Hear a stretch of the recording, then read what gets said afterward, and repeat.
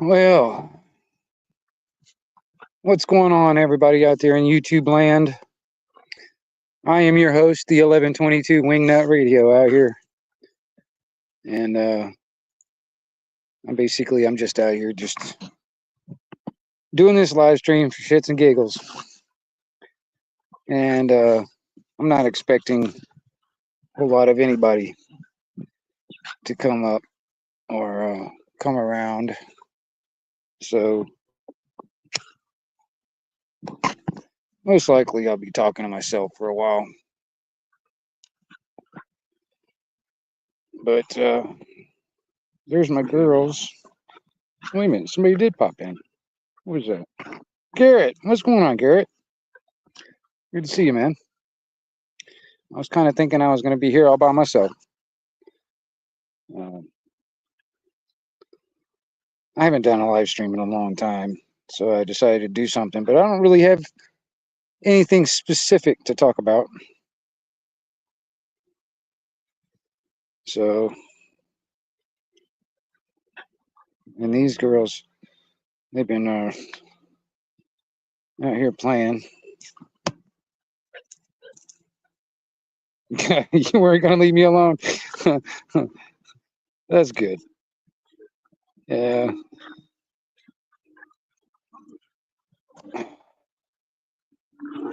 These guys have been playing. So, I don't know.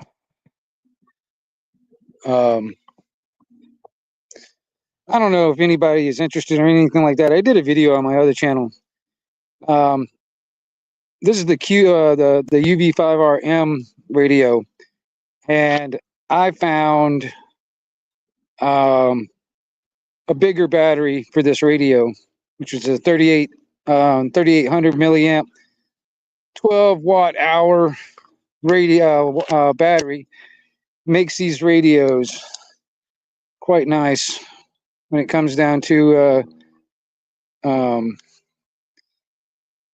the feel of them. You know, definitely.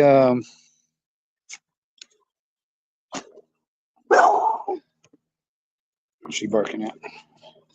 I got a helicopter flying over me right now. I don't know if you can see that. I doubt it. A helicopter, you can hear it. Helicopter flying over me.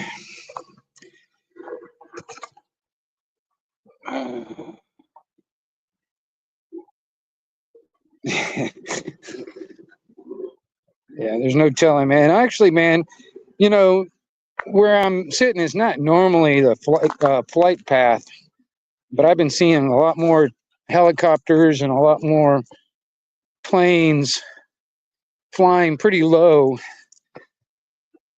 over the property, which is not normal. Oh, that's what you went chasing. There's a deer right over there. You see the deer just right over there in the distance running away from you. You can see the white tail on the back end of him. That's what my dog went go chasing. Big white-tailed deer. It's like right over there. It's just too far. I can't zoom in. And I don't know where Big Girl went. So evidently there was more than just one deer out there. So she's probably out there chasing a little bit. Get back over here. You stay over here. I don't want you to go chasing deer. Your mama is more experienced than you are. And those deer are a lot faster. But it would be nice if you can catch one of them deer. We need some dinner. I'm telling you. You've never had deer meat. You don't know what you're missing there, dog.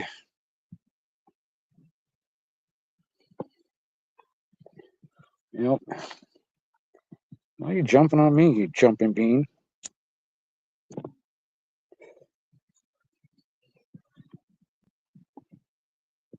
Big girl!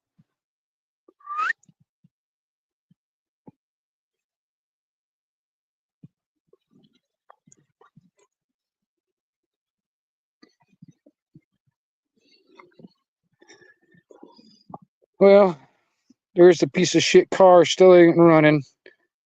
And this is going on like I think 8 months now, going on 7 or 8 months now, which is without a vehicle. It's really pissing me off. Oh, there she is. It's really pissing me off. Really limiting my options for work.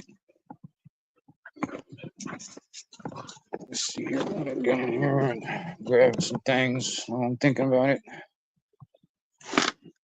And grab some of these books and put them in the other building.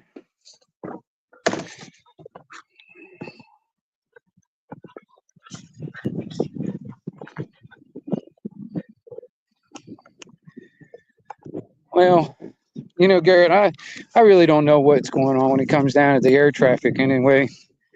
I mean, you know, I do got a big airport nearby. I've got 2 military bases nearby. So, you know, I hear the jets all the time flying around. But it's been more than usual in the years that I've been around here. More than usual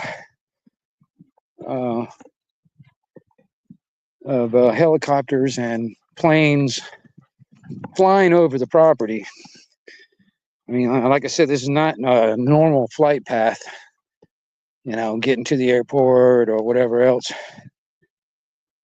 It's just one of the things I've been noticing more of. And I don't know if you guys, this is something I've got new done. Built a porch out here for the buildings.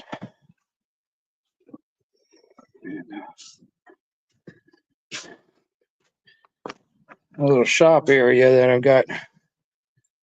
Let's see here, let's turn the light on. My shop area that I'm working on. Slowly getting tools in here. Here's some of the books that I've got. The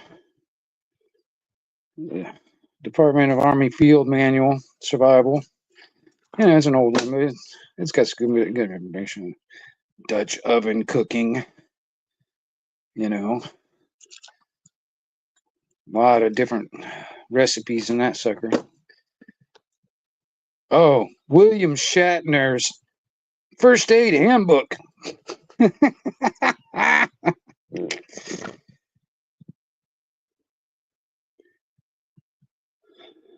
Getting ready for, well, you never know. The Sense of Survival. A comprehensive guide. A lot of information in this too. There's another Dutch oven cooking.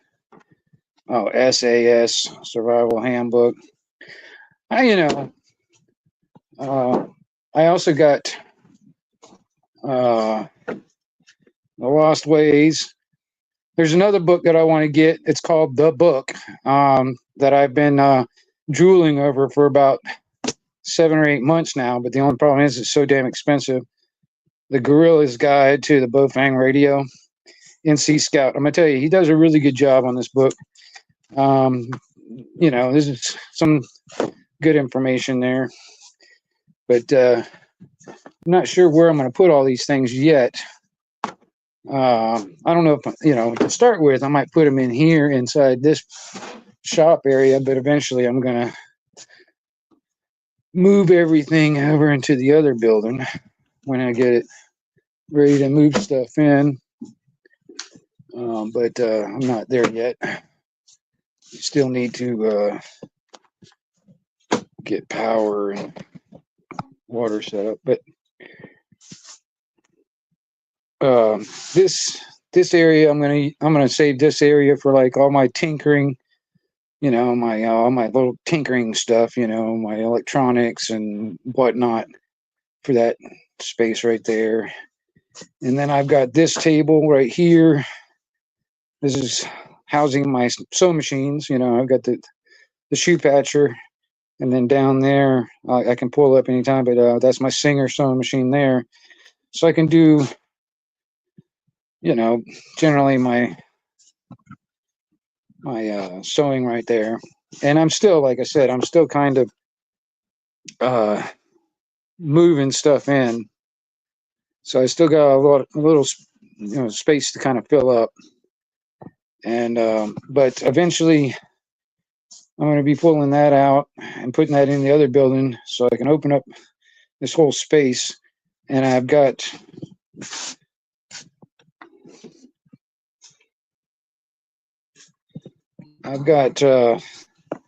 that table that I'm going to move into here and probably put right here. What's up a little bit?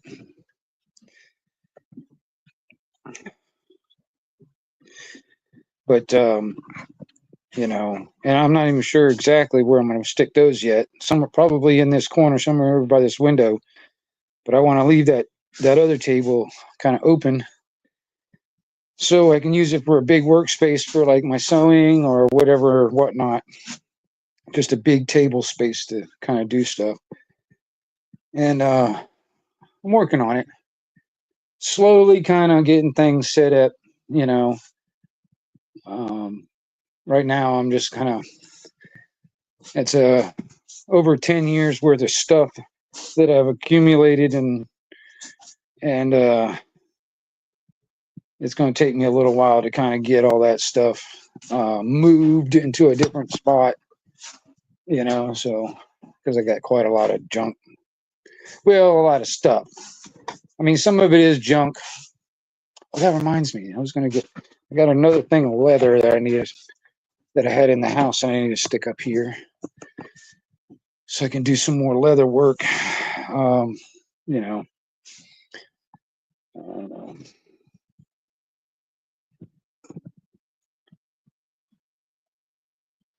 you got bored and made cookies today. I was sitting there talking about that with somebody, not necessarily cookies, but I was talking about making bread. Some good homemade bread sound good. I just haven't done that. I just got my mom's recipe for cornbread, and I'm gonna tell you it's good cornbread. It's a good recipe. Cooked in a cast iron skillet kind of cornbread, and I might sit down and make some of that. But at the moment, I've been kind of living off of those. Not necessarily only that, but I've been kind of living off of that kind of stuff. But and I'm slowly kind of moving stuff over, because a lot of the stuff wasn't in this toolbox, so I'm kind of slowly moving stuff over. And because like I said, I got stuff kind of strung around all over the place in that shop, that little shop area where my forge and stuff is. It's a wreck right now, and everything in there is dirty. It's like all this stuff that was in there I had to like clean off before I even brought it in here. You know what I mean? And I still got to do some work to this thing, this old drill press. I mean, hell, this is rusting. I need to clean that off so I can use this table and lift it up and down without, I don't know. It's an old piece of machinery right there, though. It still works good for what I use it for. But working on it. This is one of them things that I'm continuously, but trying to get a little spot where I can eventually, hopefully I can sit here and make my stuff, my little things, and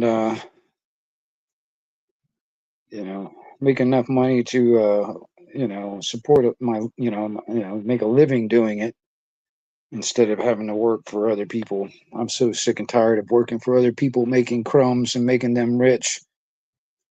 I'm so sick of it, and if I can sit back and actually just make my stuff and make enough money to do that, making whatever stuff I do, because like I said, I'm doing the leather work right now. And if I ever get to the point where I can get the forge up and running again, um, I'll do some more knives. And then on top of that, whatever else, make enough money so I can actually get one of them ring benders and stuff, and start making rings again, getting back into something, doing some jewelry stuff, maybe even some small metal sculpture and stuff like that, but I don't know, just a little bit of everything. Um, but the thing is I got to figure out a way to sell everything. You know what I mean? Because I can sit here and make stuff all day long, but it's just a matter I got to sell it, and because otherwise it ain't doing no good if I can't make any money doing it. And that's the thing right now. Is like trying to do something I love and make the money I need to do it.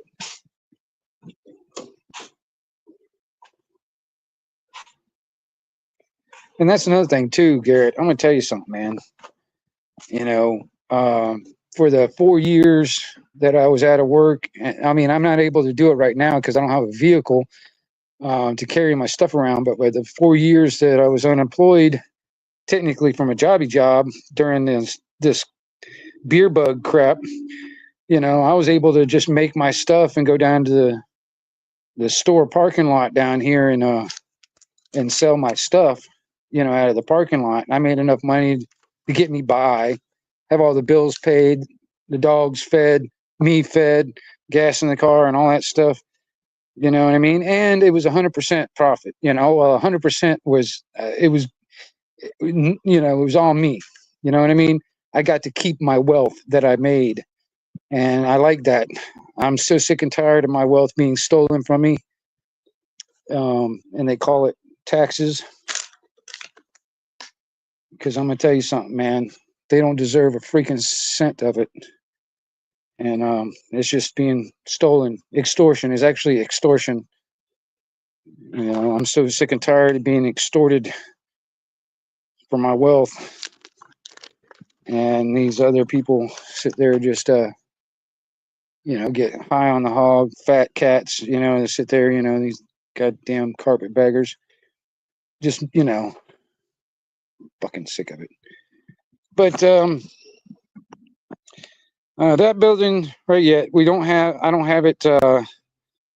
I've got water and power to the building. I just don't have all the electrical sockets and all that stuff ran.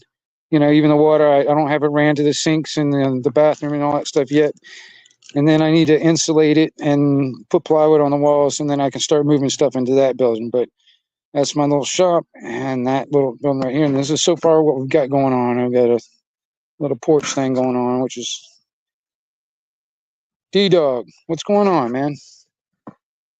And working on it. I mean, eventually what I'd like to do, me personally, this is what I want to do, is I want to get some of that siding type tin and just put tin all the way around this pole barn and just make this like into one. It looked like from the outside just a barn and have all this stuff enclosed inside it. That's what I'd like to do. And that'd be nice for me. I'd like to have that. You know what I mean? So eventually that's what I want to do. Where this should just look like a barn from the outside. And I can have everything basically hidden from just plain view, basically, um, I'm far enough away from the road. Actually, you can't even see the place out here unless you come down the driveway a ways. So I mean, you can't see my stuff from the road, but still, be kind of nice. Then I can have all this stuff enclosed in, and I can have all that stuff that's out there that gets rusting in the weather. It would kind of prevent most of that. And like I said, a lot of this, I do need to kind of get rid of some stuff. you know. But I kind of like to keep a hold of stuff, man, because it's just my luck, you know. A lot of times, man, you know, I'll have stuff, and then I'm just trying to either clean out or, you know, I get convinced into getting rid of stuff. The next thing you know, I get rid of stuff, and about 2 days later, I was like, damn it, I need that particular whatever it was, because I had like 3 of those things and I threw them all away or something like that, and now I need one, and now I'm going to have to either go find another one or buy one, which I hate doing because that's why I, that's why I gather shit, because I don't want to go out and buy brand new stuff. Matter of fact, like I said, I mean, you know, I put a couple of bags on my bike. These are just happen to be something I had laying around anyway. I didn't go out and buy this shit. This stuff is actually, it's this stuff I've had for a while now anyway. And I just put some Velcro strapping on it, man, to strap it on there. And hell, that's just as good as what you can get, you know, buy for a damn bike, whatever. I don't buy shit. I tend to make what I need most of the time. You know, it's like, I mean, I got that out of a dumpster. You know, the engine is kind of shot, but the generator is still good. So I'm going to take the generator off and use that for a different project. You know what I mean? And, you know, that was free out of the damn dumpster, you know, you know, just little shit. You know, I had a bunch of tin pieces and stuff from another job, and I ended up giving majority of it to my mom because she had something she wanted to do. You know, she had a chicken coop out there. She wanted to put tin on the top of it. So I gave her all that stuff, man. You know, and all that was just free from another job, you know, and I was like, I know I'll have some use for that stuff. I mean, you know, I can't see that shit just getting thrown away. You know, like I got yeah, a whole bunch of damn screws and shit from another job that I had, just, you know, I don't see the point of just throwing that shit away, you know. Um, I'll find something to use it for. Like I think I might make a wood burning stove out of that. Um, what did you say? Yes.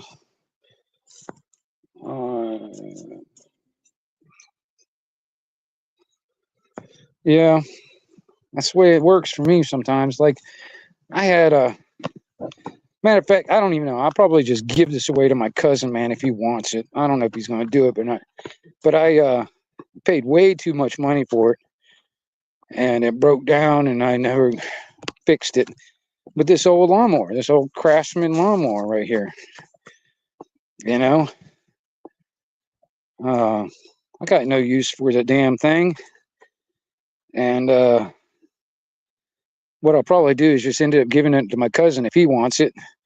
And what he'll do with it is he'll take the deck off of it and use it for like a driving around type of vehicle. He's got another one that he uses with him and his wife. They got another one of these just stripped down to basically nothing, and he just tows it behind it like a trailer. And that's what his wife sits in, and he drives her around in it while they're out there just drinking beer, riding around the property.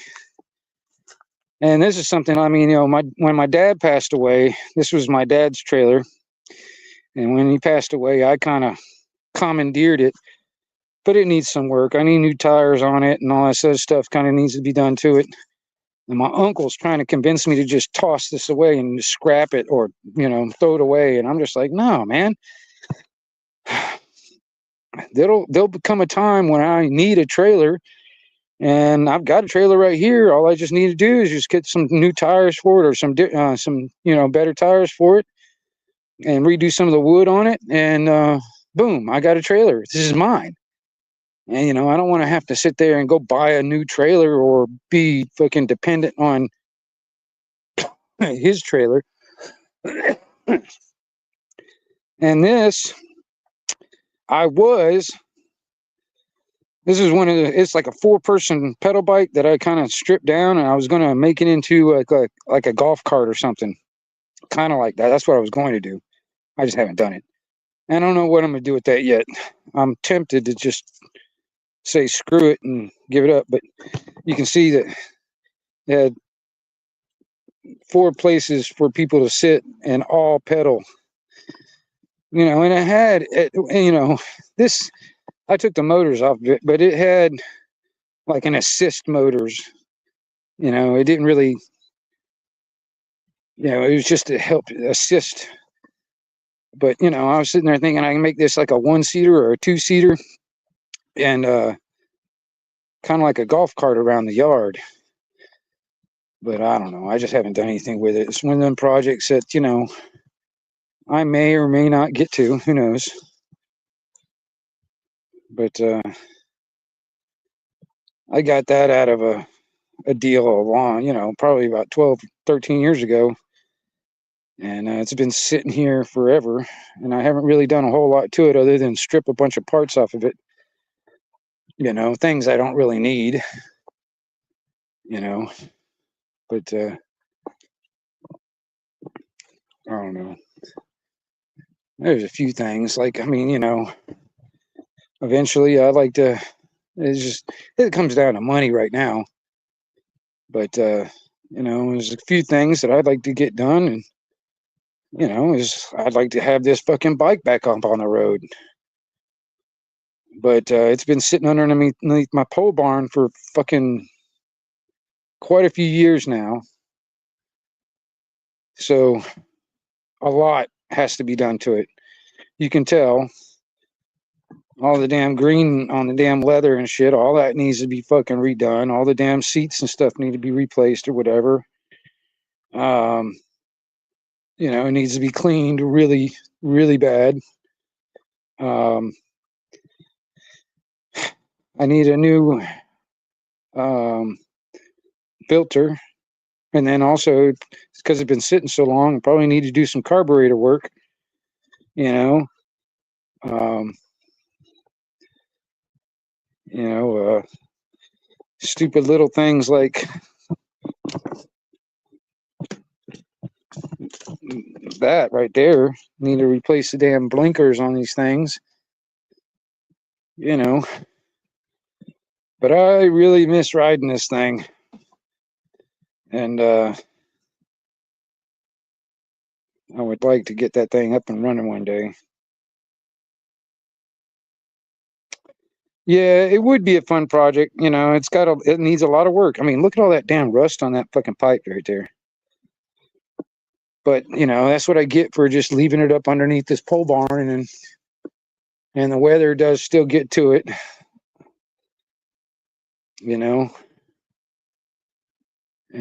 But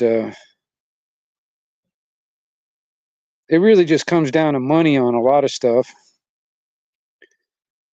and then necessity. Now, if I absolutely needed to have this thing running again, I'd figure out a way to get it all done, and because I would need it, and actually that would be something I should work on, because I don't want to rely on just one vehicle to get around. When I do have a vehicle, I want to at least have the option of hopping on the bike and going if I want to. I mean, at one time, like for 2 years, man, that was my main transportation right there. That's my daily driver right there for about 2 years. I mean, in the wind, the rain, the cold, all that crap, but I miss riding that thing. I had some good times on that sucker. And, there's a few things. I mean, I'd like to fix that generator up. I just haven't done that. That needs just some carburetor work done to it. Snooks, what's going on? I didn't even see you there. What's going on, girl? Yeah, you see my bike? That's my bike. I haven't, like I said, I haven't ridden that thing in, I don't know, it's probably about 8 or 9 years, eight or so years ago. I think I parked it. It's been a while. I can't remember. but it needs a lot of work. It's but I miss riding that sucker. But had some good times, good times, good times.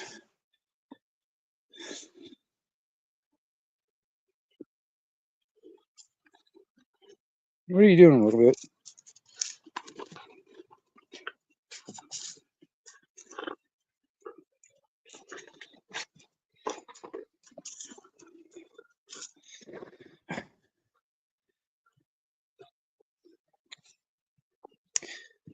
Snooks, I've already shown you the inside of the shop area, haven't I? I've already done that. See, look, the deck that we got built.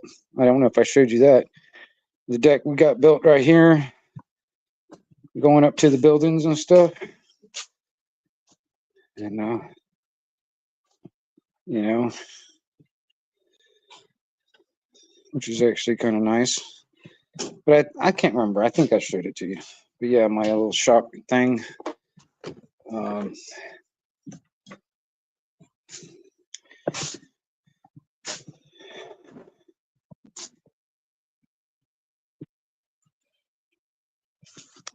yeah, we're working on it.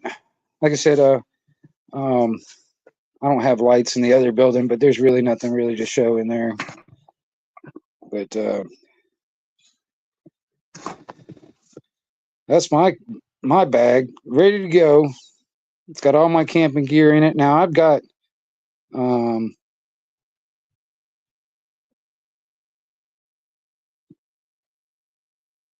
D-Dog, you can if you want to. That's up to you, man. I'd sell it to you. That happens to be like that right there, you know, that's my camping gear right now that I have. But I've got multiple bags packed for different reasons, but that's my general camping bag. Everything on it. It's an old Alice pack. I definitely need to upgrade on the backpack though. Um, this has just barely enough room for everything, and it's still pretty damn heavy as it is. But you know, it's got pretty much what I need to sustain me, or at least all the tools, all the stuff, tools I need to keep me comfortable for a while. I mean, I don't really have a lot of like food and water stored in this sucker. I'll have to get that on the way. I've got a little bit of food in there, but I've got pretty much everything else. You know, I got my cordage, you know, my cover, which is, you know, tarps and stuff in tent or whatever. You know, I've got ways to make fire. I got ways to actually, you know, create clean drinking water. I've got cooking stuff. I got medical stuff. I've got repair stuff. You know, and I've got a basic hatchet and a machete. And I usually carry a knife and whatever else I need. You know, it's got pretty much everything that I generally need while I'm on camping, you know, from all my years of experience, man. Because honestly, man, for about 10 years, I was homeless. So, I mean, you know, I have a pretty good idea of what I need. And I've had a lot of practice with camping over the years. And I don't know. I doubt it. It's getting kind of dark, but I doubt you guys can see anything in here. It's pretty dark in here. Yeah, it's pretty dark in here. You can't see anything. But I might come in there during the daytime one day. But yeah, this is my little deck area. I've already got a chair and a table sitting there. Like I said, eventually I'm going to move that inside there. So that won't be there. And,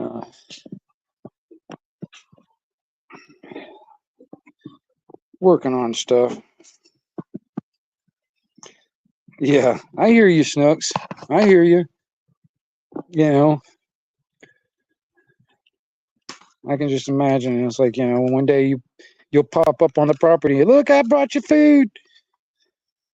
I know a little bit will love that. She'll eat anything that you give her. She she puts her mouth on everything out here in this yard.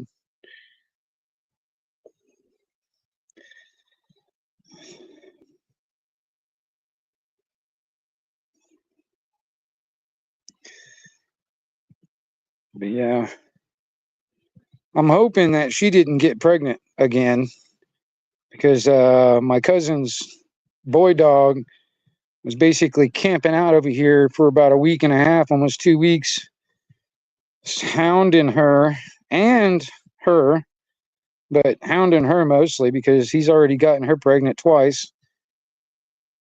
I mean,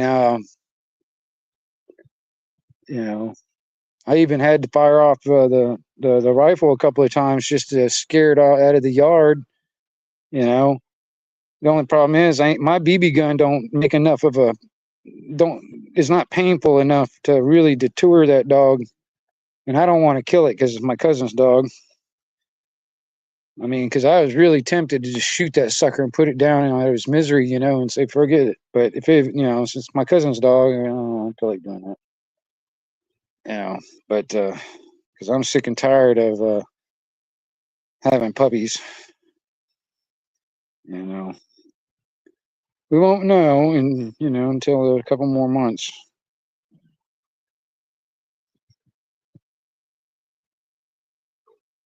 Yeah, I don't really want it anymore, and she knows it. She understands. She's smart. She gets it. You know, the problem is she's a horny bitch, like, you know. And then on top of that, you got that horny dick over there, keep on coming over here, and if it ain't him coming over here, she's going over there. Yeah, drives me nuts. Yeah, it's possible. I mean, that's the past two litters are about 9 puppies each. So yeah. Um,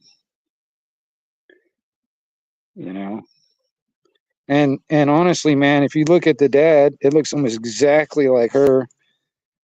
She looks almost exactly like her dad. Got the same kind of markings and color and everything.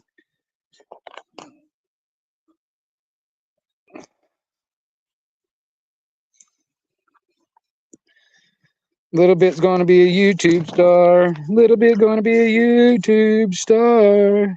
Oh, a YouTube star. Little bit going to be a YouTube star. Oh. How about you, big girl? You want to be a YouTube star too? Big girl going to be a big YouTube star.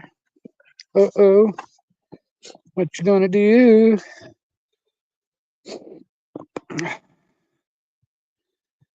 Well,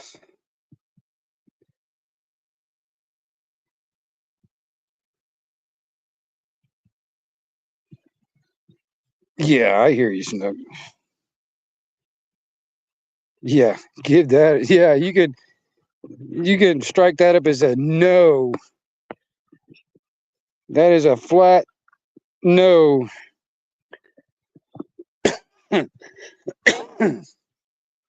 I don't do anything like crap. Yeah,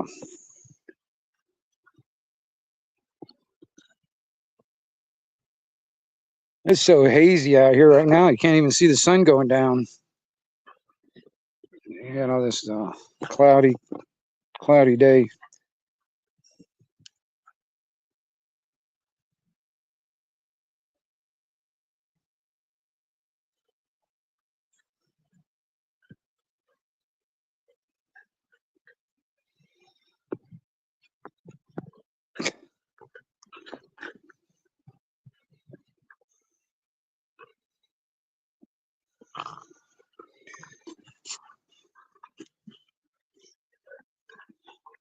Yeah, yeah. Give me a break, Snook. You're just trying to flirt with me right there. You're just flirting with me right there. That sounds like shit. I did karaoke once. That was the first and the last time I ever did karaoke. I will not do that kind of crap. Actually, I can't even stand karaoke. I used to be a bouncer at a couple of different bars, and one of the bars I used to work at, man, they had karaoke night every Tuesday night. Holy crap, that was the worst night to work for me. instead of sitting there at the front door checking IDs, most of the time I'd sit out in the damn parking lot just so I couldn't hear them damn singing. You know, the drunker people get, the more they think the better they are. And quite honestly, it's like, sounds like, you know, you're trying to drown a couple of cats in a bag, you know. That's what it sounds like to me.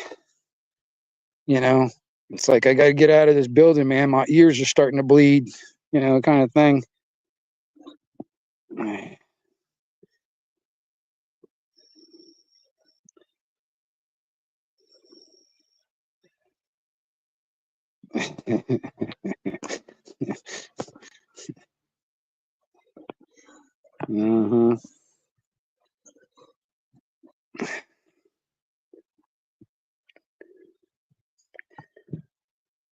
So I don't know what to talk about, y'all. For some reason, man, I've been itching to get back on the damn live stream, but I just had nothing to really, no basic topics or anything like that. That's why I've been just putting out a couple of videos here and there on my other channel, on my main channel. And, you know, because I mean, you know, I'd like to have some long talk type panel talks, you know, but it's more like I probably, you know, I really need to get a few people that just send me emails, or I can send an email to a link instead of putting the link in the chats, because I get, especially on my main channel, I got too many of the, or at least one in particular. I've got the porn bomber that constantly hounds my chats and when I do live streams, and every chance he gets, you know, he'll try and get up on my stream so he can do something. And it's probably one, you know, definitely one of the reasons why a lot of my videos keep on getting struck, because they keep on sitting there complaining about them. And they'll go on to like old videos and do some kind of complaint. Next thing you know, YouTube's deleting my videos and shit, and it pisses me off. So I definitely need some computer geeks out there to help me when it comes down to certain things.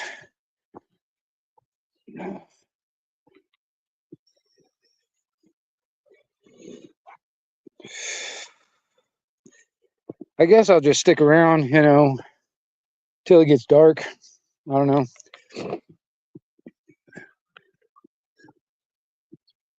Walk down to the pond or something.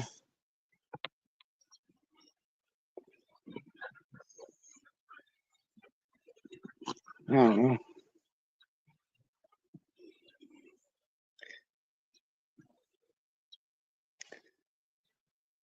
What? What are you looking at me like that for, big girl? Looking at me like, I'm like, what? Matter of fact, maybe I need to go get my stick and a flashlight just in case. Because I mean, you can't tell. It actually looks brighter on camera than it really is out here. It's because it's getting kind of dark right now. It looks a lot brighter in the camera, but it's what is it? Time is it? 4:56, almost 5 o'clock here. So probably got another 30 minutes or so of light. And I apologize with the shaking.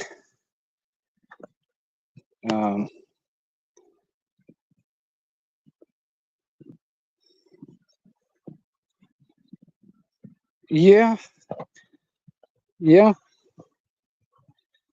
What's up, Indy? Good to see you, girl.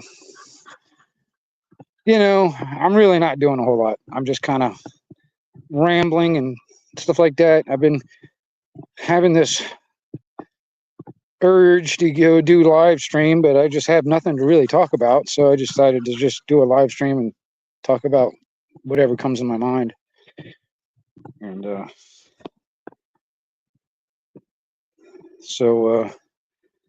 but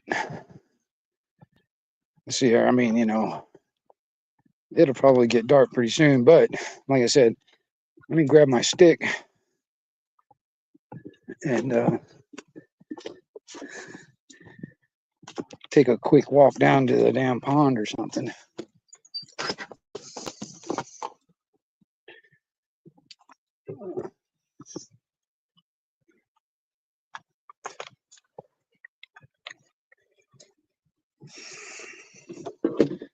Get out of the way. Get out of the way. Come on.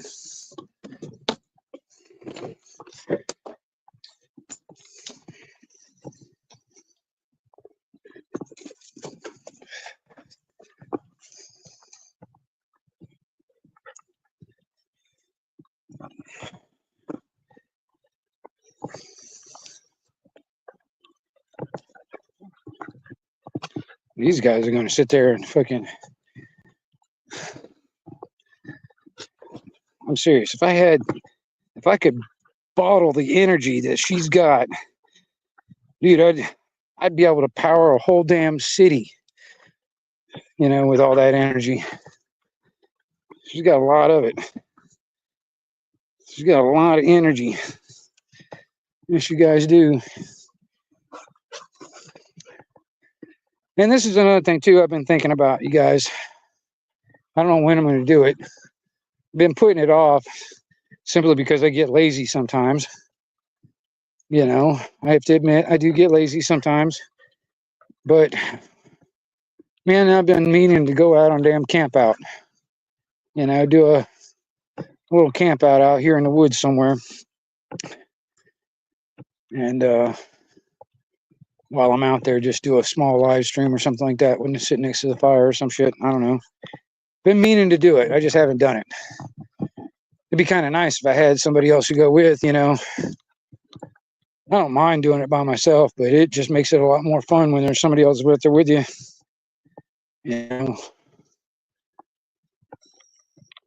Sit by the campfire and shoot the shit. I don't know. I don't know when I'm going to do it, but eventually I'd like to. I just haven't. Like I said, I get lazy sometimes, and I'm just like, oh shit, it's so much more comfortable sitting inside the house, and I got a really comfortable bed. You know what I mean? And it's like, I'm okay. Being comfortable out there camping and stuff. It's just, I get lazy and I get we call it comfortable just sitting inside the house.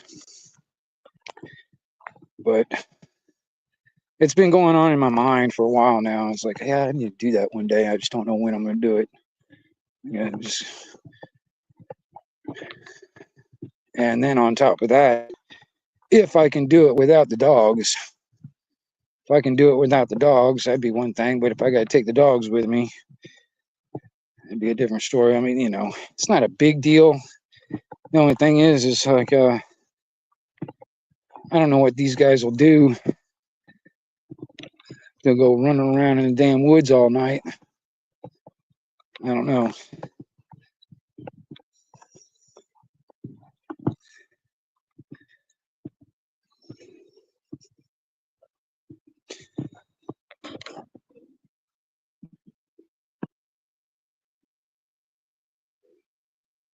Oh, devil dog. Oh, listen to this shit right here.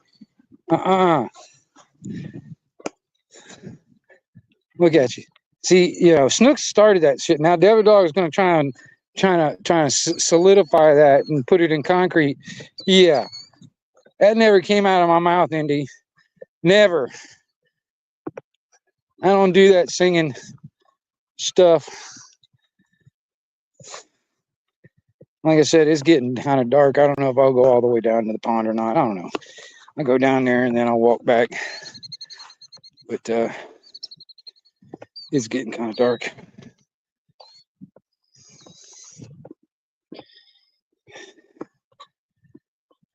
But yeah.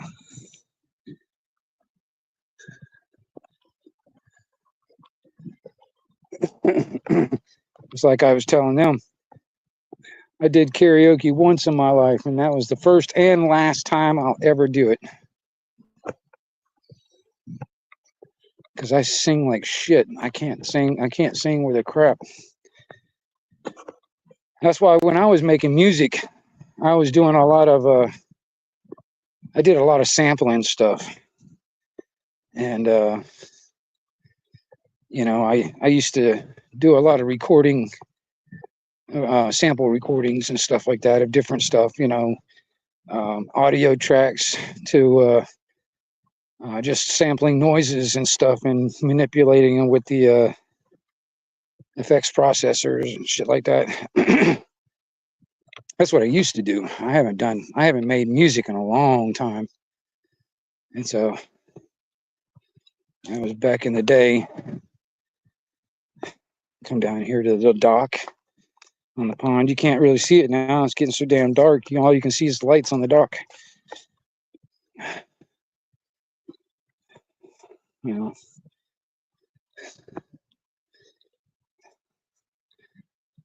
But yeah, I'd like to. One of these days, I mean, you know, especially if I get everything moved over into the other building, maybe I can set up another studio type thing. Yeah. This is the dock out here for the pond. And there's a lot of fish in here too. During the daytime, man, it's real clear now. It's like the water's gotten real clear. But yeah.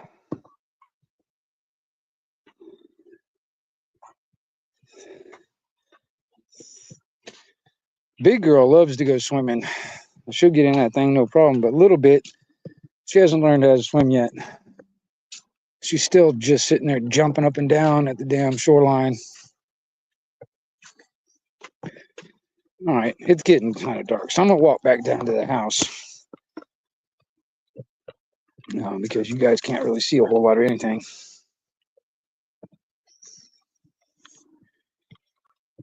And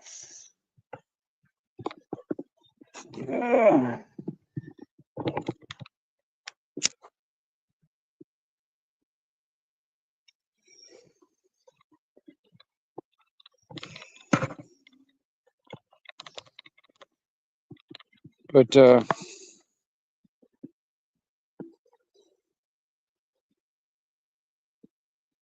oh yeah, Indy, did you see all that stuff? The shop and the deck that we got built, all that stuff. Yeah, working on it. Slowly, kind of moving tools in. You know, trying to get things somewhat situated. And you know, a lot of it just comes down to money on a lot of stuff, especially on my end, which I ain't got any. So a lot of stuff, you know, I'm getting help on it, you know, but sometime in the near future, I'm not sure exactly when, my uncle has got a building over at his place that sometime soon he's going to have to get wired for electricity and all that stuff. And while he's got the electrician out here, to get him to wire all the plugs and all that stuff. And also, he is also the plumber. Get him to wire all the plugs in the other building, in the main building, and also get the plumbing, you know, all that done while he's out here doing the other building. you know, so he's not coming back and forth, all that stuff. Kind of like while he's out here, kind of get him on that at the same time. And once we get all the power outlets and the water all plumbed and all that stuff, then it's we gotta insulate it and you know, put plywood up. I think I'm gonna put like beadboard. I think that's what I'm gonna do instead of plywood, because I just use regular plywood. Hell, let's start. I can't feel raindrops. Shit. I might have to go inside. Continue this inside. I'm walking, y'all. You know, it's a pretty good distance walk, you know, to the pond and back. But I can feel raindrops. So I do want to get back before it starts fucking pouring on me. I didn't know it was going to rain tonight. But, you know, and things.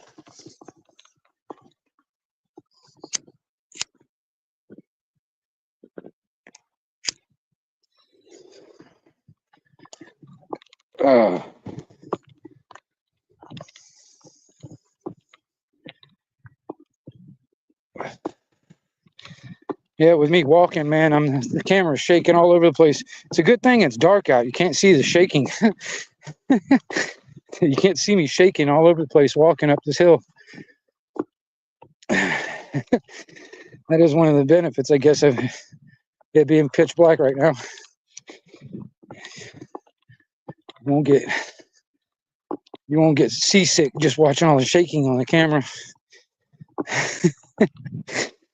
You know.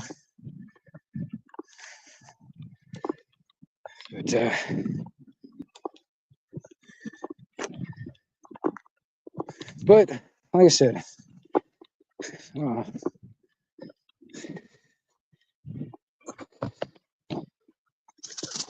Bram, what's going on? I just noticed you popping in. Good. Good to see you, man.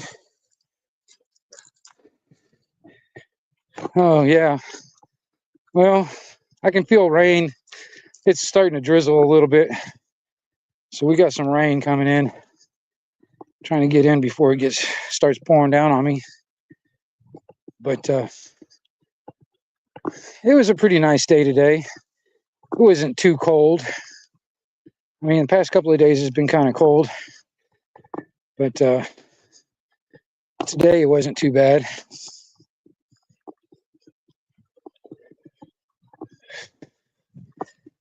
You know, I've just been kind of piddling around the house. I'm kind of like in a waiting game when it comes down to work stuff. I got applications in and stuff like that, and it's basically you got to just keep touching back and checking back in every so often, and playing the waiting game on that crap. I don't really have a lot of choices in the nearby town where I'm at for somebody that's just on a bicycle.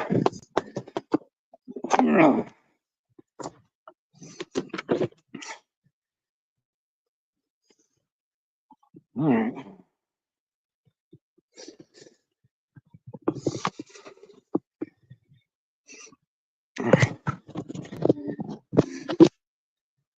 I'll get you off of here.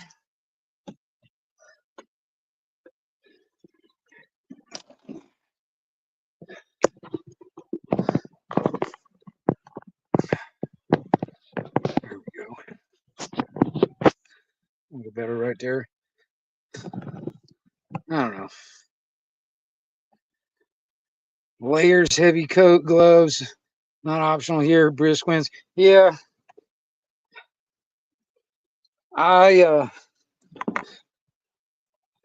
You guys can keep all that crap. I don't like it. Don't get me wrong. Like when I used to live in Asheville and all that stuff, or Lake Lure and all that stuff, I kind of like the mountains. I just don't like snow. I don't like cold weather. I never did. I remember I was in Kentucky during the blizzard of '95, That was the first time I ever saw and experienced 9-foot snow drifts. You know, I don't want to go through that shit again. And a lot of times when I was homeless, man, I was like in areas where I was like, it was hard for me to get warm, and I was always cozied up to a damn concrete block during the wintertime, and that was never fun. I just got bad memories. But I love the mountains. The mountains are nice. It's just, you know, I'd have to quit smoking again if I wanted to go live around that again. Because I'm gonna tell you, it's like when I used to go hiking and stuff, man, I thought I was gonna die because I couldn't breathe. And these damn hills around here in Florida, there ain't no better. You know, you still get out of breath, but you know,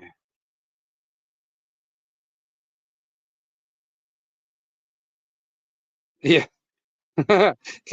yeah. The only way I want snow now is like if you want to ship it down into my freezer. That's the only way I want snow. Otherwise, I don't care for it.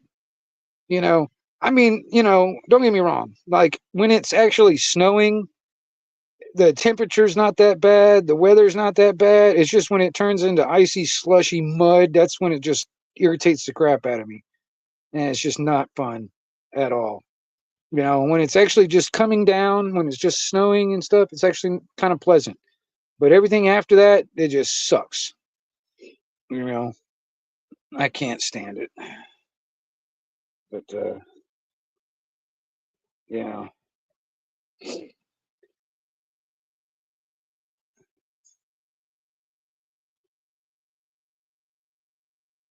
but I don't know. I don't know what to talk about, y'all, because I didn't really have anything planned. I don't have any topics or anything like that. It seems like everybody's talking about everything already. It's like I don't really want to sit there and be like a broken record and repeat what everybody else is talking about.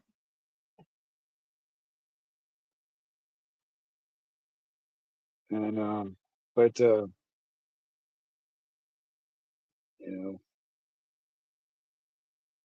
it's just that when it comes down to the prepper survivalist type mentality that I got is more survivalist than I am prepper.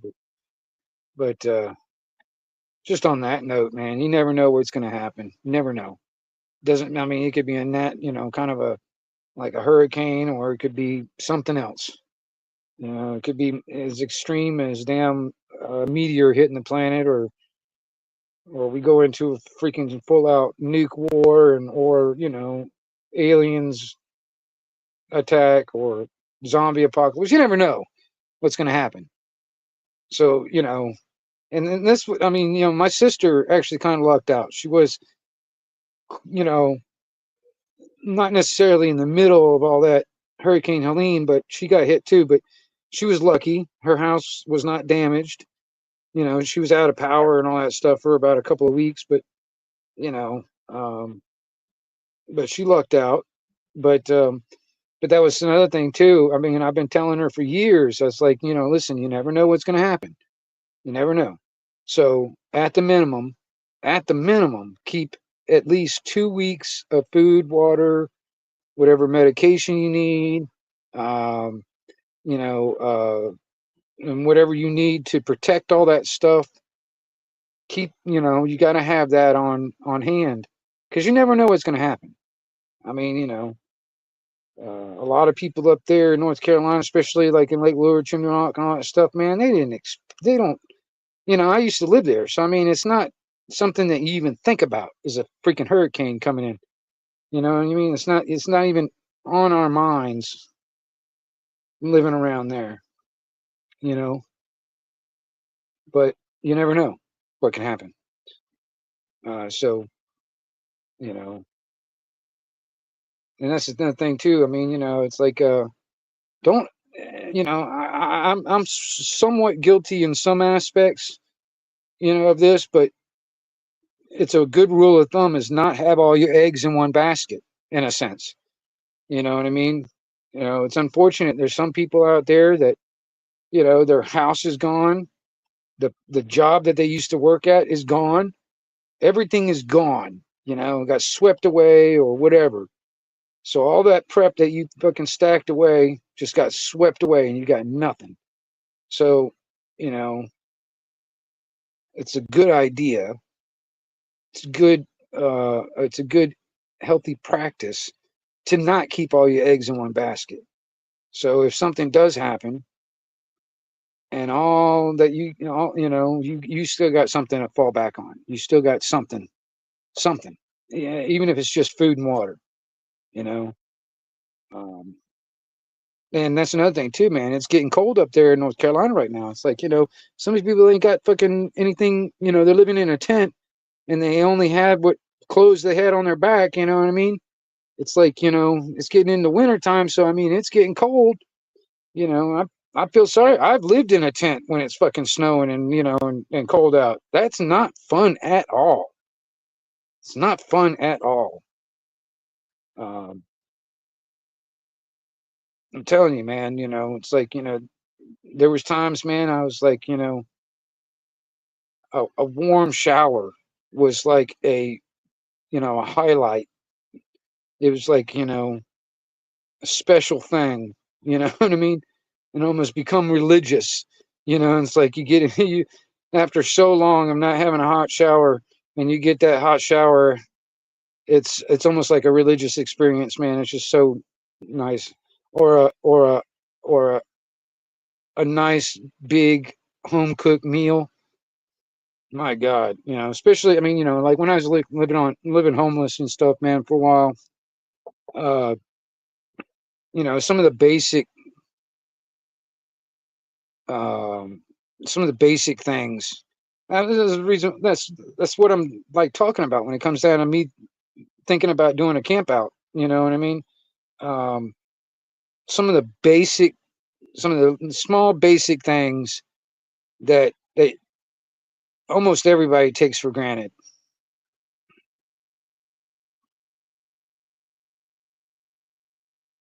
Well, Indy, I mean, it could get better. I mean, honestly, man, I mean, it would be a lot nicer if I had some really good income coming in. Um, I'd feel a lot better about certain aspects, because then I can, I won't have to worry about this or that or what, you know what I mean? It's just the financial part right now is my biggest thing is I don't have really any income coming in. So, I mean, and then on top of that, even the stuff that I've been giving to my mom to sell at the market, well, it's getting cold out now. She's not going to be doing the market until about springtime. She doesn't want to sit out there on Saturdays in the freaking cold trying to sell stuff. So she's going to, probably take a break until springtime. So, you know, whatever money that I could make, you know, from from her selling stuff, it's just not going to happen during the winter time. So I'm not sure exactly what's going on yet. A little bit out there barking at something. I'm not sure what she's barking at. Yeah, I agree in some aspects, and I agree in some aspects, Indy. It's just it's you know, like I said, there's certain things that I'm still up in the air on. I'm not really sure how it's going to play out, and I would feel a lot better about things if I had money in my pocket and I had some money set aside to fall back on. Because I mean, supply wise and skill wise, I've got that covered. It's just I don't have any emergency monies sitting aside. You know what I mean? Um, and that's my biggest thing is I don't have that. Like if some kind of emergency happens and I needed money to get out of that emergency, I'm shit. I'm up shit creek. You know, so that kind of sucks. If everything goes to crap, yeah, I've got some food, I've got some water, I've got some skills and stuff to kind of keep me going and stuff, and I've got the tools to do it. Yeah, that's fine. But right now, when everything's still going, everything costs money. So I mean, everything costs money, and everything is getting more and more expensive. It's like it's just it just drives me nuts when I ain't got nothing right now. I'm just kind of living day by day, doing the waiting game scenario.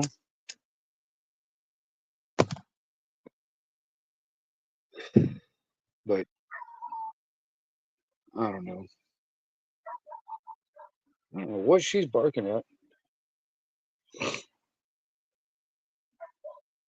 Oh, there was deer out there earlier, man. I guess that's probably what she's barking at. And there's some deer out there and they wandering around. I haven't seen any deer out here in the daytime. They've all become nocturnal. So when it starts getting dark, that's when they start rustling around and walking around. And you know, they've kind of, especially this time of year, hunting season and all that stuff. Man, they kind of make themselves scarce. Especially during the daytime. Anyway, you know, and, plus I walk around with them damn dogs when I go out there, and so they scare them away. And, I don't even see them. But I know they're around. I see deer sign all over the place. So I know they're around. They're just coming out at night. And that's something else too, man. I mean, it takes money, but that's something else I'd like to add to my kit is like a thermal imaging scope or something like that.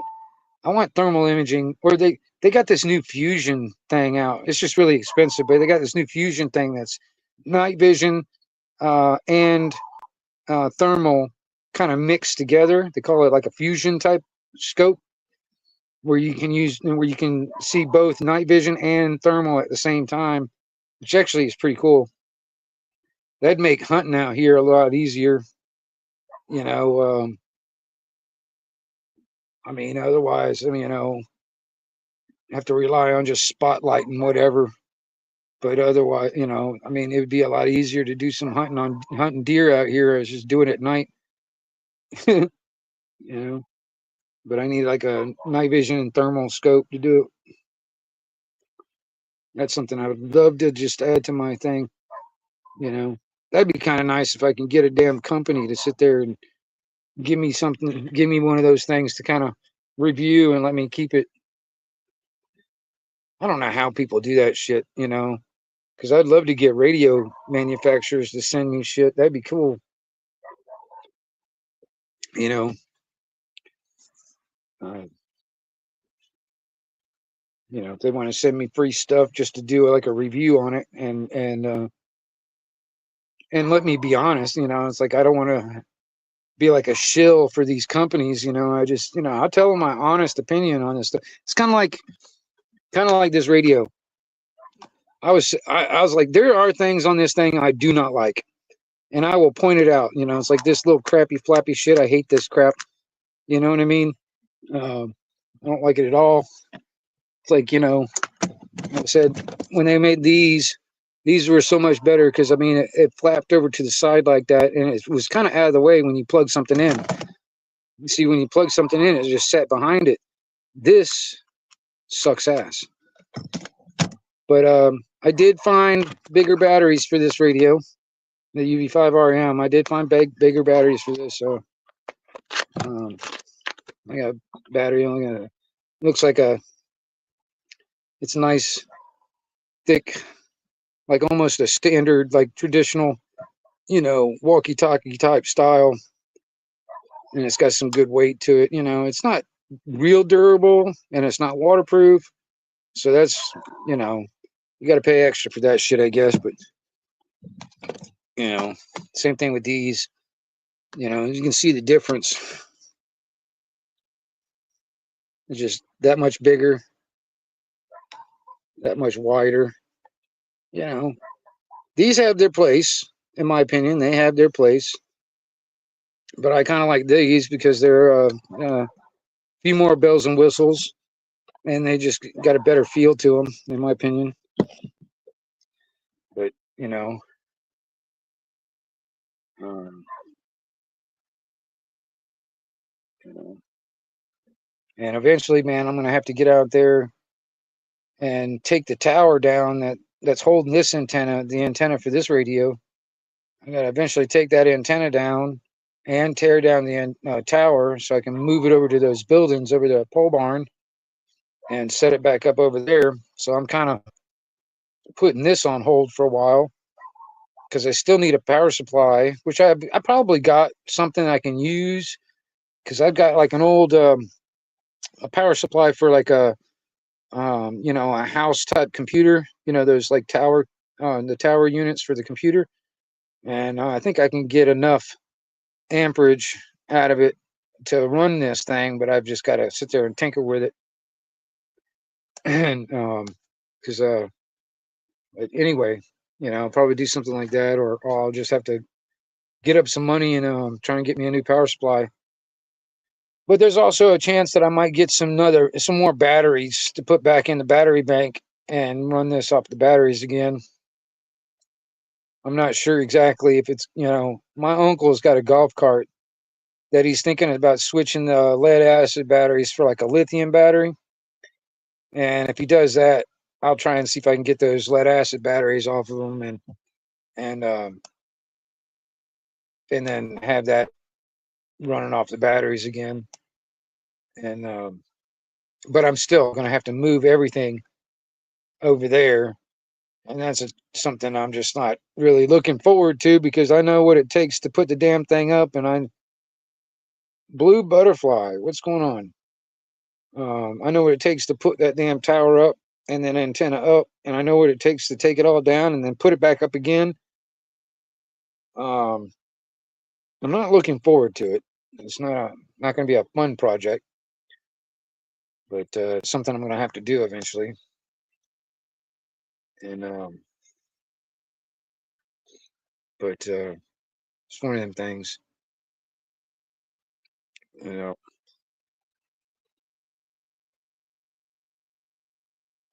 So what's on you guys' mind tonight? Anything? Anybody out there got anything? Anything on their mind? Uh, Anything that I don't know.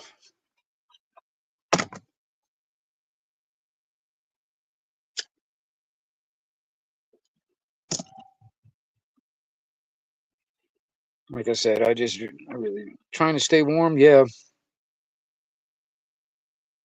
it's just starting to rain over here, so it's not quite that cold right now. I'm sure after the rain, the cold will come in right behind it. But past few days, it's been kind of cold. Today wasn't too bad. I mean, the weather wasn't that bad today. It was actually all right. And like I said, it just started raining here. So like I said, probably after that rain gets out of here, the cold front's going to come in right behind it, most likely, and it'll drop again. But I think it got down to 30 something the other day or the other night. So I mean, it was 80 one day and then down to 40s the next, that kind of thing. It's like crap. I mean, anything it got below 60, I'm starting to shiver. I'm starting to put on all kinds of layers of clothes and all this shit, you know.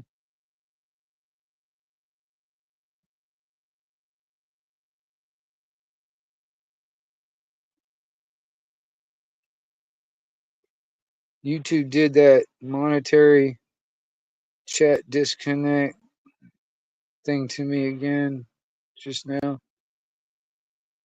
I seriously don't think I have I can't monetize any of my stuff.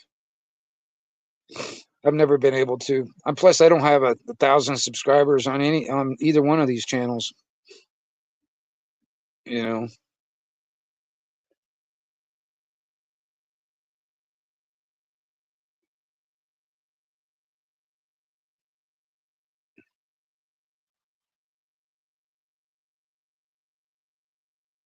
but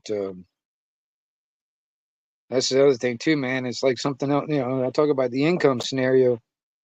I got to figure it out. I know other people have figured it out, but I haven't figured it out for me. I've got to figure out like some kind of passive income. you know, some kind of passive income. And I don't know I don't know what to do and how to get that done. I've never done it, so I don't know how to do it. I know other people have figured it out. I haven't, though. But that is one of my things that I got to figure out is some kind of passive income. You know, um, I would prefer not working for anybody else anymore. I would prefer that, and where I can make all the money I need, you know, myself instead of relying on working for somebody else. I've done that all my life, and it hasn't really gotten me anywhere. I was sitting there talking to somebody the other day. I was like, they're thinking about retiring, and I'm like, dude, shoot, the rate it's going right now, I will be dead and buried before I can retire. I don't see that as an option for me anytime soon, unless I just come into a whole shitload of money somehow.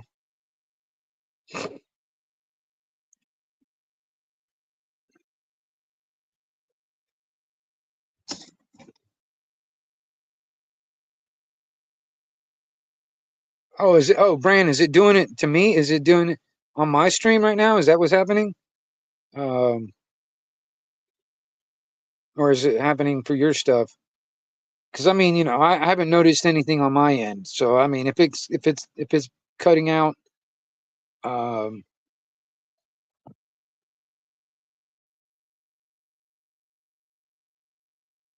yeah, Blue Butterfly. I'm gonna tell you, that's my biggest thing right now. It's just is money. And honestly, man, um, they say that money can't buy you happiness, but it can sure as hell rent it pretty. I can rent happiness. I don't know. It'd make my life a little bit easier if I had money, or I had money and didn't have to worry about money. If I didn't have to worry about money, my life would be a lot easier. Put it that way. If I didn't have to worry about it, I didn't have to worry about like going to the grocery store and kicking down $100 or $2, $100 or so on groceries, and whatever, and that's not a big deal, you know. Or I didn't have to worry about it. If my vehicle breaks down, I can just take it to the shop, pay whatever they want, and get it fixed. That would be something, I mean, I would like to be at that point where I just don't have to worry about money. um, that would be better. So yeah, I mean, if I could figure out some kind of way of doing a passive income type of scenario, where basically all I got to do is wait for a check to come in the mailbox, and that would be kind of nice, you know. Because I mean, I'm only 51 years old, man. By the time I get, who knows? They might even raise the age on damn Social Security again before I even get to that age. So I mean, who knows? But by the time I get to the age of Social Security age, there's probably going to be nothing in that sucker, man. They keep on dipping into Social Security and all that shit. I have nothing but freaking crumbs, that they'll want to pass out to me that they've been stealing from me all my life. And they just give me crumbs to live on, which,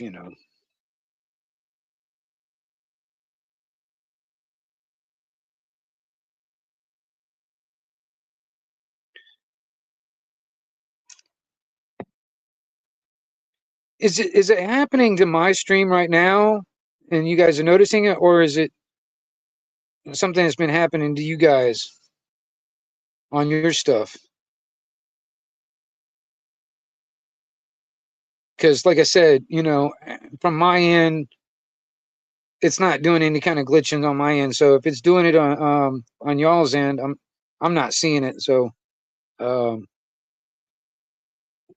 YouTube is just, I don't know, man.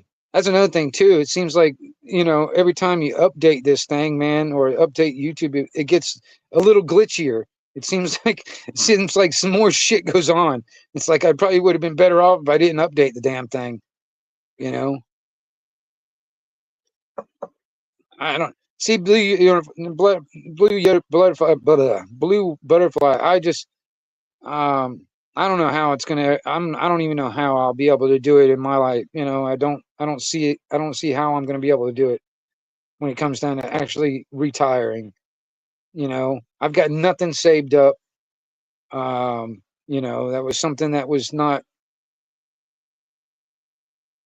ever on my mind for the longest time, and later in life it became something I was like, oh shit, I need something to retire on, but I got nothing. You know,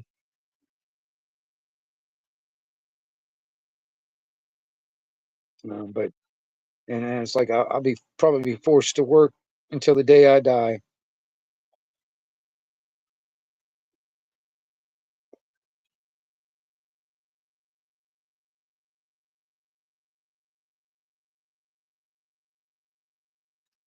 Oh, okay, right on.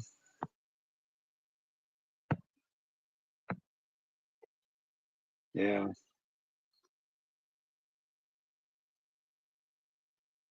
you know,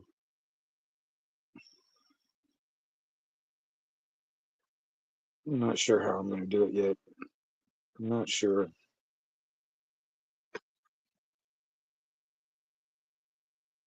Rent free is necessary. Well, I don't think there is a such thing. Even if I own this property, technically I don't own it. Technically, I'm just renting it from the fucking government. You know, we need to eliminate property tax altogether. Nationwide. Eliminate property tax nationwide. Needs to be eliminated. You know, because technically, I mean, the way it's going right now, it's like you don't own your property. You're just renting it from the government. You know, because I mean, they want their fucking cut every fucking year. You know what I mean?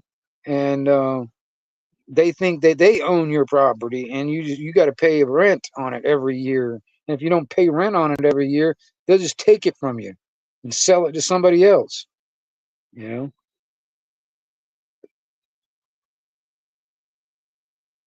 it depends on how much property you got. Blue butterfly depends. You know, and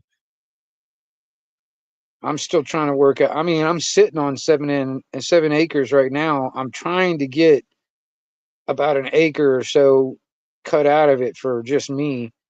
I haven't. I'm not sure how that's going to work yet, but I'm trying to do that.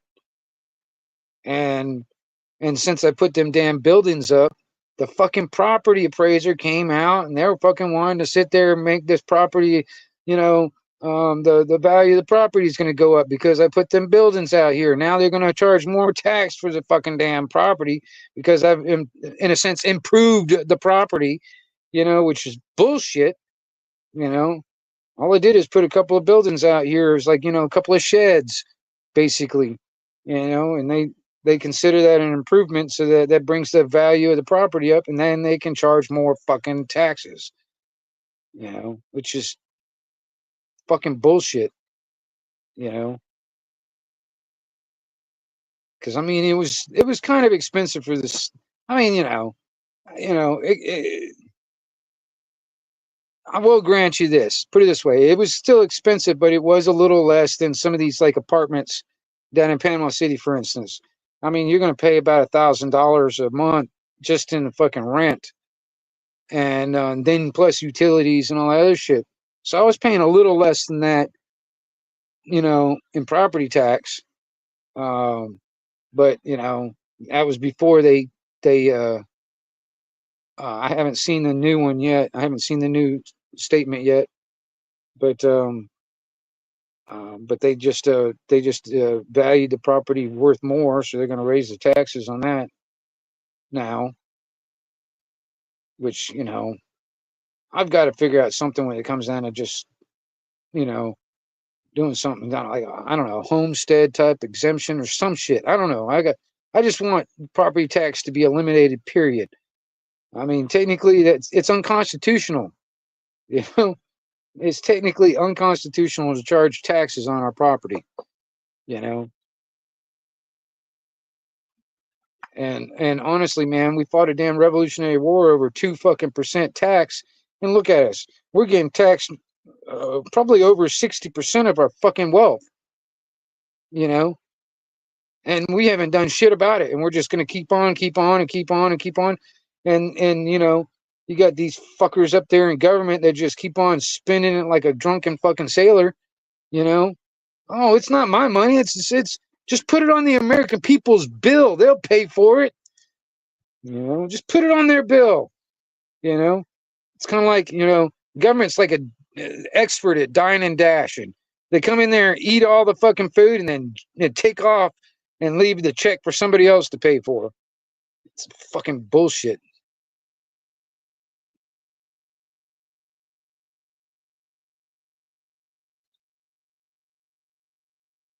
Yeah, $1,000 a month. I don't see how anybody can actually afford that. I mean, you know, I'm not making the wages I used to back in the day. I mean, you know, there was a time when I was doing construction and stuff, and I can't find construction jobs nowadays that are willing to pay me this much anymore, because they got too many damn foreigners coming in here and that are willing to work for dirt cheap. So, you know, they're not. A lot of these companies aren't willing to pay you, um, you know, what I used to get anyway. I mean, there was a time I was making at the minimum $30 an hour just fucking doing construction. I haven't seen that since like '08, 2008. I haven't seen that since. You know, you got, like I said, you got all these Spanish and Portuguese speaking people coming in. They're shipping in here, that'll work for dirt fucking cheap, you know, and so these companies don't want to pay you. Uh, so I mean, you know, I'm just tired of it. You know, it's like, you know, and I'm tired of being, you know, I'm sick and tired of it. You know, that's the reason why I want so badly to fucking get something going where I can start like doing whatever I, you know, all my whatever, my little uh, stuff I make, you know, and make enough money to have everything paid off, and keep everybody fed, you know, um, keep all everything else, you know. Eventually, I'm gonna have to get another vehicle somehow. I don't know how I'm gonna do that yet. Got to get another vehicle. Then I got to figure out how to pay for all that crap. You know, I'll have a better chance in finding better, like working for somebody else. I'll have a better chance of getting out there and finding a different jobby job once I get a vehicle, because right now I just don't have a lot of options. You know, just riding my bike around. That's my biggest thing right now. It's nice and all that I'm getting these buildings put in, and eventually got to move everything over there. You know, that's nice and all, but it's not. It's not putting money in my pocket. You know, um, because quite honestly, I mean, it's nice to have. I mean, I look forward to having the space that I'll eventually have compared to what I have now. You know, because I got me a lazy boy just waiting for me in the other building. I can't wait until I can get that thing done, and I've got an actual lazy boy to sit in. I haven't had a lazy boy in, I don't know, 20, 30 years.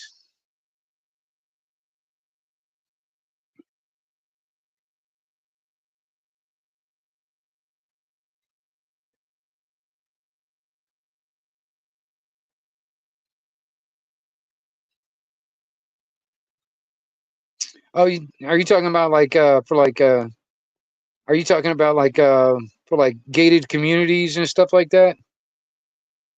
Or are you talking about actually installing gates and fences?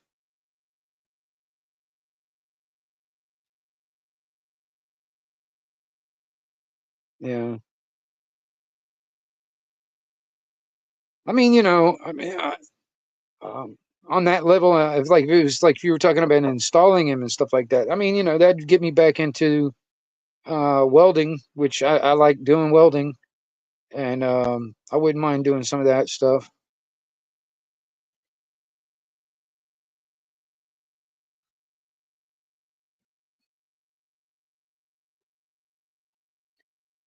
Yeah, and blue butterfly. That's what's pissing me off too, man. About like a lot of people up there in North Carolina, um, that went through the Hurricane Helene stuff, lost everything. Dude, the local governments are standing in the way, not letting them put like any type of tiny home type up there or anything like that. They're standing in the way from this shit. They don't want to allow them to put a tiny home on their own freaking property.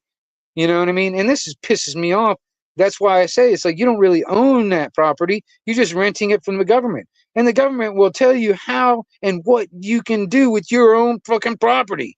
That's what pisses me off. That's why we gotta eliminate property tax all the way, so they have no way of telling you how to do anything with your own fucking property. You know, um, it's really just disgusting, honestly. Um, People living in a fucking tent and it's getting into winter time, and people are actually building like these little tiny homes and willing to donate them to people. And the damn local governments are going to stand in the fucking way. That's just pisses me the fuck off, dude. I'm just like, and the local governments are thinking about it's the bottom line for them, you know, because their property value won't be as high as it was if you put a tiny house on it. You know what I mean? Or some shit like that. They look at it like their bottom line. It's like, their bottom line is stealing our wealth in the form of taxes. And the way they can feel like it's legitimate is, appraising your property at a certain value so they can charge you this much money when it comes down to taxes on the value of your fucking property that they've determined. So they just look at it as a fucking bottom line scenario, which is bullshit. You know, it is wrong. Indeed, it is wrong. It's fucking stupid as hell. Yeah, butterfly. It's stupid as hell. It infuriates the shit out of me. You know, like I said, government is always the aggressors and the problem. It always happens. I mean, every step of the fucking way. Like how FEMA, they want to sit there and say, oh, they didn't do this or whatever, instead of they were, how they were part of their policy was to not even even look at any people that were like supposedly Trump supporters or whatever, and you got FEMA that doesn't do shit. They don't come out there like the day, a couple of days after the hurricane. They don't even show up like weeks after it, and even then they're not even doing a whole lot, because a lot of times, man, they're denying service to a lot of people. Yeah, income tax is voluntary according to the law, but it if you're forced to pay it, because honestly, man, you can't get a job without filling out like a W-2 form and all that shit, and you're basically forced into agreeing into having your income tax taken out, or you can't get the fucking job. All right, and the way the system is set up, you're basically forced into you can't be voluntarily forced into something. You know what I mean? Or you're being forced into something that's supposed to be voluntary. So it might be under the law voluntary, but they still point the government gun at you, in one way or another. It's like you can't make a living unless you actually, get yourself into that contract. But property tax is still involuntary. It's done at the point of a government gun. You know, it's all, when it comes down to it, yeah, it's all just contract bullshit. They want to compel, coerce, or force you into a contract of some kind. So you're according to the contract, you're obligated to do certain things, or pay a due, which is basically an extortion fee.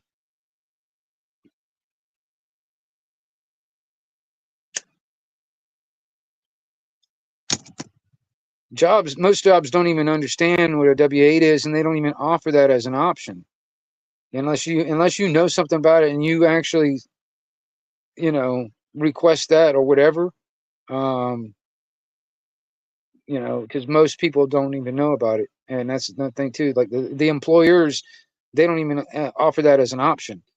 It's basically this is what you get, you all the paperwork and blah blah blah blah blah blah blah, and boom, you know.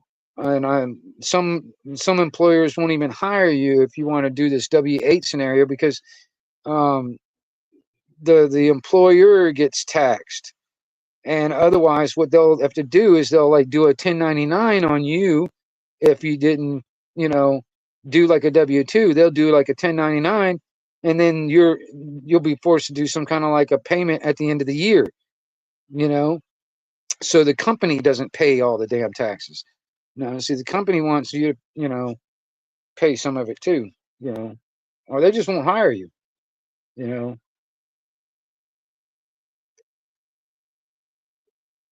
That's another thing too, man. It's like dealing with the devil, making a deal with the devil. It's like that new real ID thing that I was talking about a long time ago, man. It's like I don't want it, but I am forced to get it because I can't get a fucking job without a goddamn ID. Um, and in the state of Florida, you can't get around it nowadays because I think it was like in shit, I can't remember what year, but it was not too long ago. They became mandatory. When it comes down to a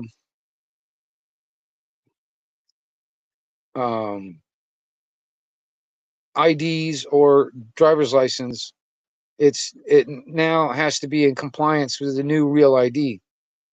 If you had to renew it or got a new license or whatever, it's all real ID compliant in the state of Florida. So you can't even get it. You can't even get like a regular ID or a regular driver's license anymore. It's all real ID shit, and you can't get a job without one. They won't even hire you if you ain't got an ID or some kind of a driver's license. You know what I mean?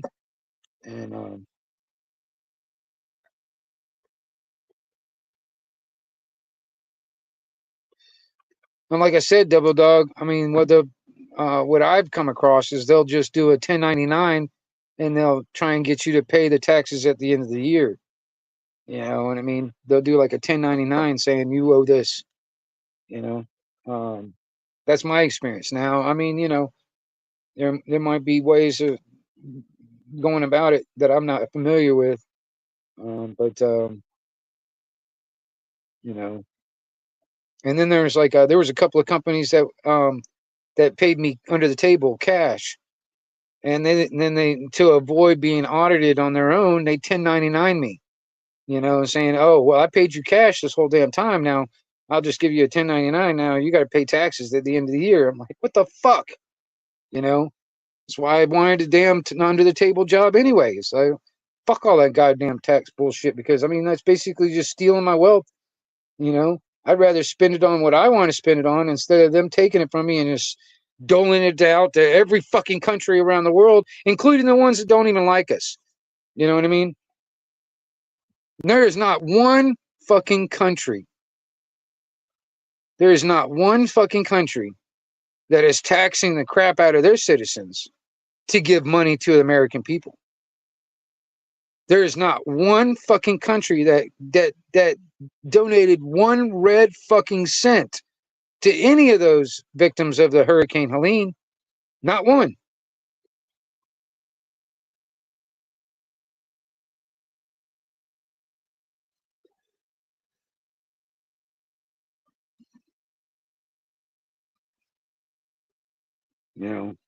And it drives me nuts. You know, so many people, including in this country and a lot of people around the world, they look at the American people or the United States government or whatever as the police of the goddamn world, and then they look at us, the people, as the fucking piggy bank. You know, and I'm sick of it. I'm so fucking sick of it.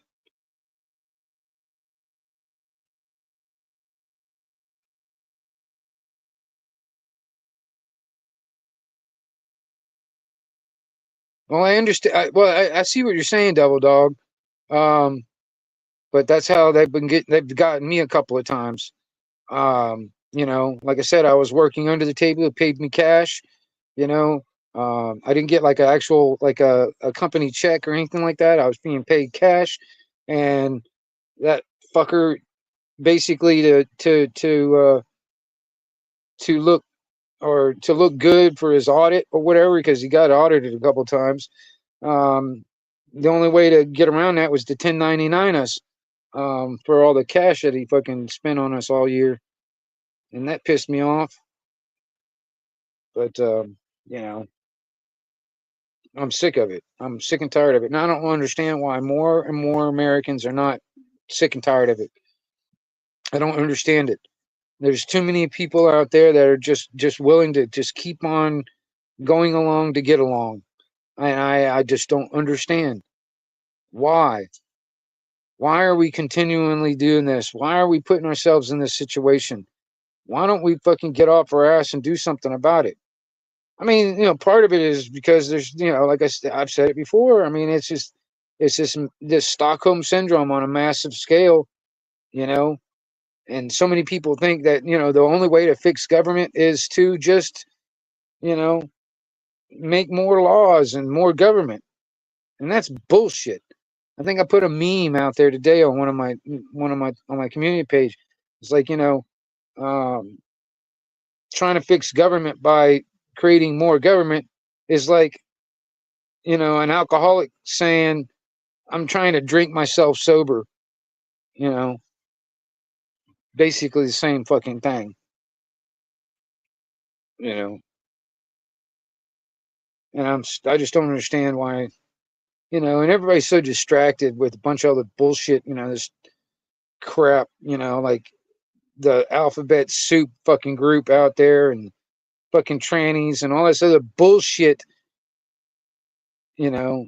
stuff like abortion and all this other crap that keeps on fucking diverting our focus on what's real and what affects all of us.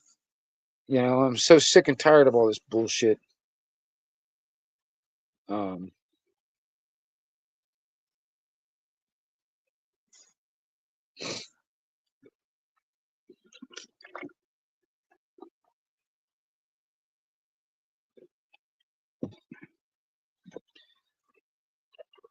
and you know, I don't. And a lot of people out there think, that government is going to fix itself.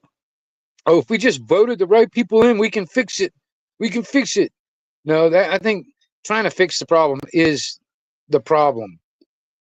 Because, quite honestly, man, the only way to fix the problem is eliminate what caused the problem in the first place. Then we won't have to worry about fixing the problem. Just eliminate what caused the problem in the first fucking place. Because when you try to go out there and fix the problem, that's what you're doing. You're just let's create more government. Let's spend some more money, and try and fix the problem that was created by the very ones that we're trying to expect to correct things. It's like, you know, I'm broke because this guy robbed me.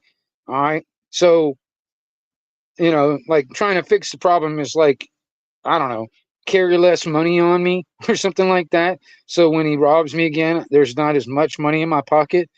No, just eliminate the fucking robber altogether. You won't have to worry about it. You know what I mean? That's what I think.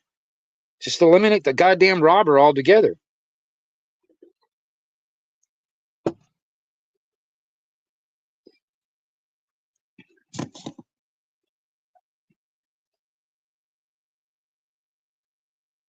You know, I still got so many people in my family saying, you know, we're still a free country, we're freer than other countries. Well, that shouldn't be our litmus test right there. You compare ourselves to other countries and say, oh, we're freer than them, so we're free. That's bullshit fucking logic right there. Those motherfuckers are already been fucking, dystopian type of a place from, years and hundreds of years and maybe even 1,000 years of fucking all bullshit. They've already been indoctrinated. They've already been in this shit for a lot longer than we have. And we're supposed to be better than them. But we're turning into the exact same fucking communist, socialist, Marxist fucking bullshit that every other fucking country is. We shouldn't be like that. We should be the beacon of light. We should show other countries what they can be also, a free people. But no, no. You got people that's infiltrated in this corporation called the government, and turning us into this bullshit that every other country is.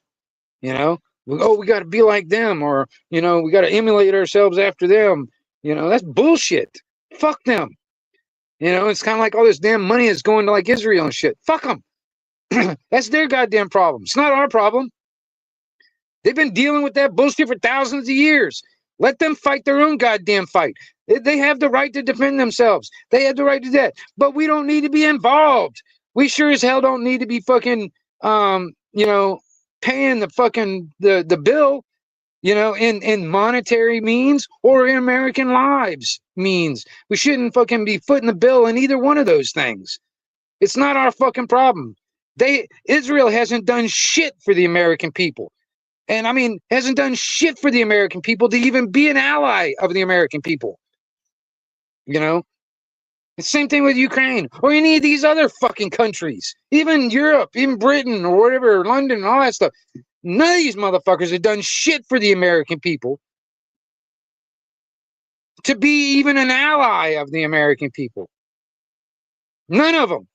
Like I said, not one fucking country is taxing the crap out of their citizens to give money to the American people. Not one of them spent a goddamn dime to help any of those victims of Hurricane Helene. Not a fucking one of them. But yet our wealth is being fucking stolen from us more and more. Every aspect of our lives is being taxed in some way, form. And then it's being passed out to everybody around the goddamn world. They look at us as a goddamn piggy bank. And then they also expect us to be the police of the world, too. Fuck all that bullshit. Fuck all of them. Let them fucking fight their own goddamn battles. It shouldn't be any of our business.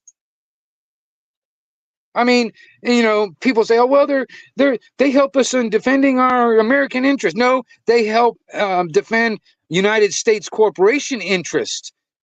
They're not doing anything for the interest of the American people. Not a goddamn thing. I mean, honestly, seriously, I don't know why people don't fucking see this shit. I don't see it. I don't understand it. We supposedly stood up against the most powerful military back in the day, the British monarchy. And yet now they're our fucking allies? What the fuck? These are the very fucking governments that our ancestors gave the fucking finger to and said, fuck you, king. And now they're our allies? For what? Nothing against the the British people, nothing against the Scottish or the Irish people, nothing against the people. It's the fucking governments that all came together in the fucking union, the EU, and then all that bullshit with NATO.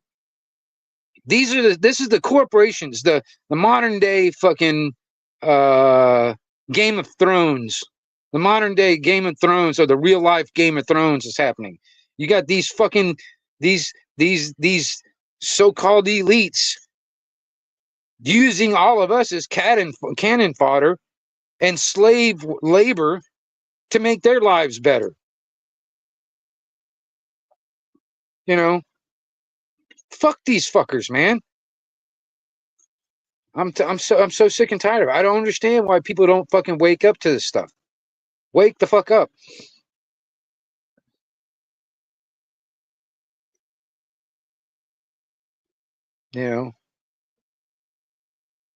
But too many people are too, and then that's another thing. Oh, what's going on? Stealing the tree. What's going on? What's going on? It's another thing too. It's like this commercial shit. I don't know why it popped in my mind, but there's one. I keep on seeing this fucking like Hard Rock Cafe fucking online betting thing that keeps on, this commercial keeps on popping up and stuff like that. And it's driving me fucking insane. Too many people are out there fucking, so distracted with all the bread and circuses. All the bread and circuses, keeping everybody distracted, keeping everybody paying attention to that shit instead of what's really going on. And that's what pisses me off, because I, people look at me like I'm fucking crazy when I start, talking about what's really going on. And they're just like, you can see their eyes just glazing over like a goddamn, I don't know what the fuck you're talking about. I gotta watch damn football, you know, blah, blah, blah, blah, And then there's also the other side of it. People are just trying to make a fucking living, and keep a roof over their head and keep their own lifestyle and their idea of putting food on the table and all this other shit. Just trying to keep that going. That's actually taking up all their energy and all their attention right there, and that's done on purpose too.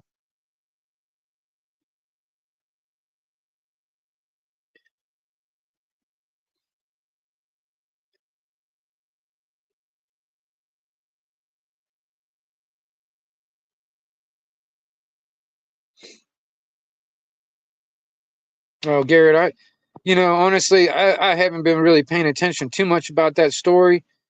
Um, I honestly wouldn't be surprised if the so-called shooter or whatever ended up dead, because I mean, quite honestly, man, dead man tell no tales. You know, unless it was all an inside job. I mean, I remember seeing a video or something like there's like the discrepancy. It's not even the same person.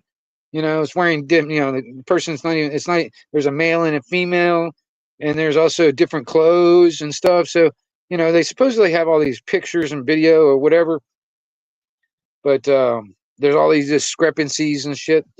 So I mean, it also kind of reminds me of like a professional type hit type of thing, where it was an organized group of people um, that knew a lot of stuff when it comes down to like the in and outs of the area, times of when people are going to be where they are at a certain time, blah blah blah. You know what I mean? It doesn't look like a random type of scenario. Somebody just said one day, "Oh yeah, I'm just going to go out." You know what I mean? It don't strike me as that. It strikes me as a more of a coordinated type of a you know organized type of scenario. And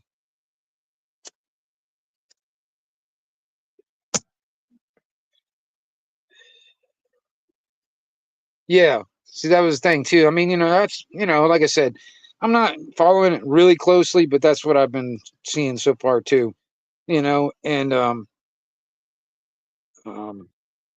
like I said, it's like if they don't, it's kind of like it kind of reminds me of um, the Georgia Guidestones.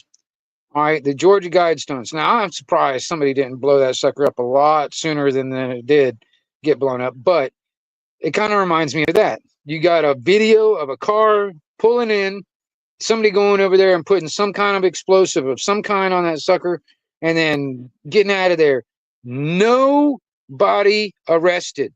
Nobody, even a suspect in that. Nothing. If it was just some random, you know, hillbilly that went out there and put some, stuck some freaking whatever on it and blew it up, dude, damn well there would be somebody in custody, if not dead, because of that. You know what I mean? So I mean, that's what it reminds me of. It's like no arrest, no suspects.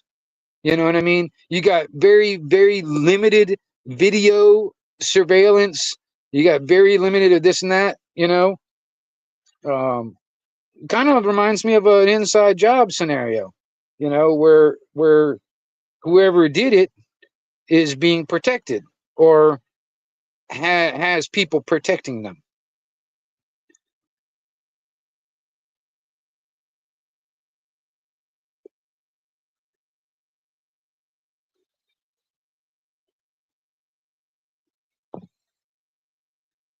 This story is starting to sound like sounds just like that. It's like,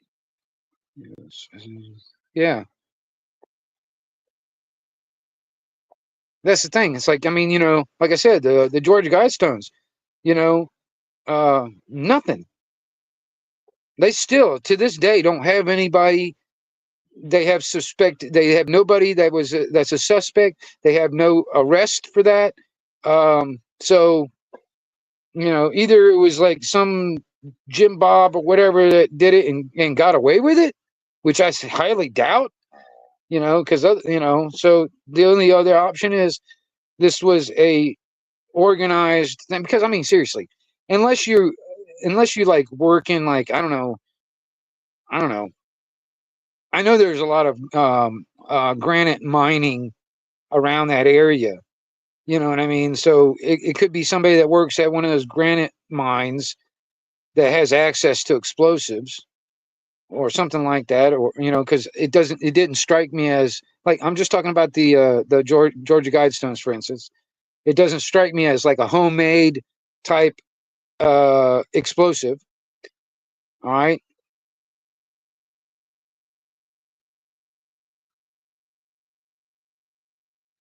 Yeah.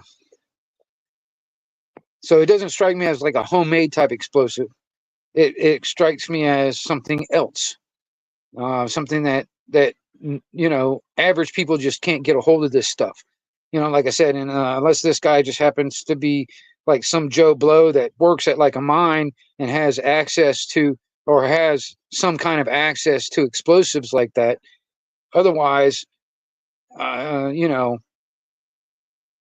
I couldn't tell you exactly where you can get this stuff unless you just happen to know where this stuff would be and you stole it. And that's another thing too. If it was like some explosives that were stolen, there's no evidence of any of that, no report of anything stolen, nothing like that when it comes down to explosive material, none of that kind of shit. Like I said, it does not strike me as a homemade type explosive. um so my next guess was like somebody got a hold of like some kind of C4 of some kind, or because I don't think it was some kind of like a hand grenade type of explosive. I think it was more like a plastic explosive or something like C4 or some shit like that's what I think it was. And then just average everyday Joes cannot really come up with that kind of shit. You know what I mean? So and no arrest, no suspect. So you know, and that thing was supposed to survive the apocalypse, supposedly. You know what I mean? So it makes me wonder exactly,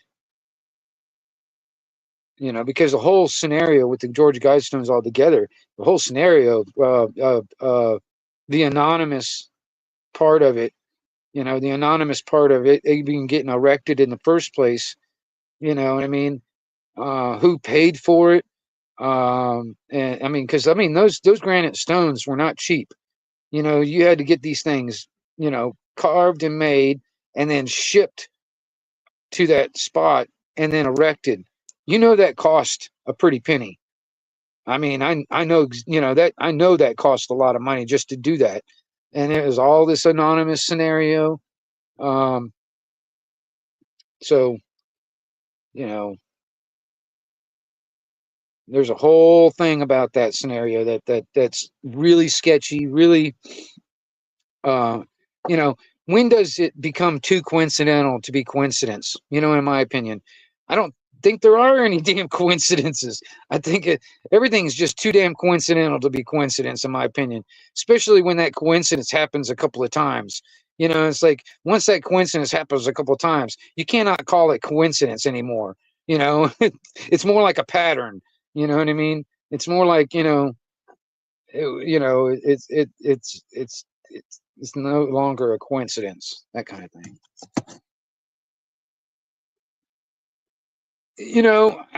It's possible, but nothing yet. Well, at least in that spot. uh, you know um, it's possible.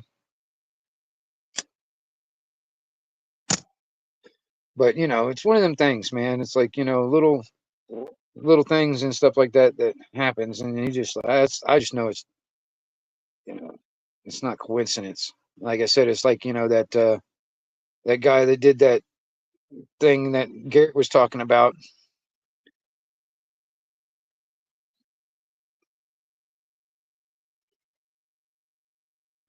Yeah, they like I said, Garrett. Um, it doesn't strike me as like an average Joe Blow. You know what I mean? It doesn't strike me as something like that. Some whacked out Democrat or whatever, whatever, whacked out blue haired liberal. It don't strike me as that.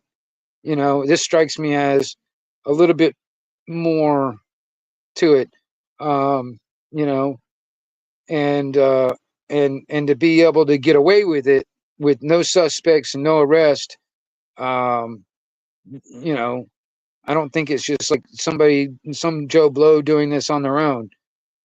It obviously this person had help. It's obvious to me that this person, had some kind of help, you know, um, to avoid being a suspect, to avoid being even arrested or anything like that. So there was help somehow, and then I think that's another thing too. It's like the um, um, it seems like that's another thing too. It's like it seems like um, the ones that, in my opinion, the ones that really need to be put in front of a firing squad, they're living happy and fat and happy, like high on the hog and all that shit, and they have nothing to worry about. And they feel like they're untouchable, you know. But that drives me insane because there's a few of those people out there, and that really think that they're untouchable and they're above the law and all this other shit. They need to be thrown in front of a firing squad. Fuck putting them in prison for the rest of their life. No, just do it like a 30-cent bullet in the head, and that would be perfect. That's what they deserve. And but you know, unfortunately, there's too many people out there that they have the money to protect themselves. That's what's really happening. It comes down to money too. Also, that's another thing, Garrett. Um,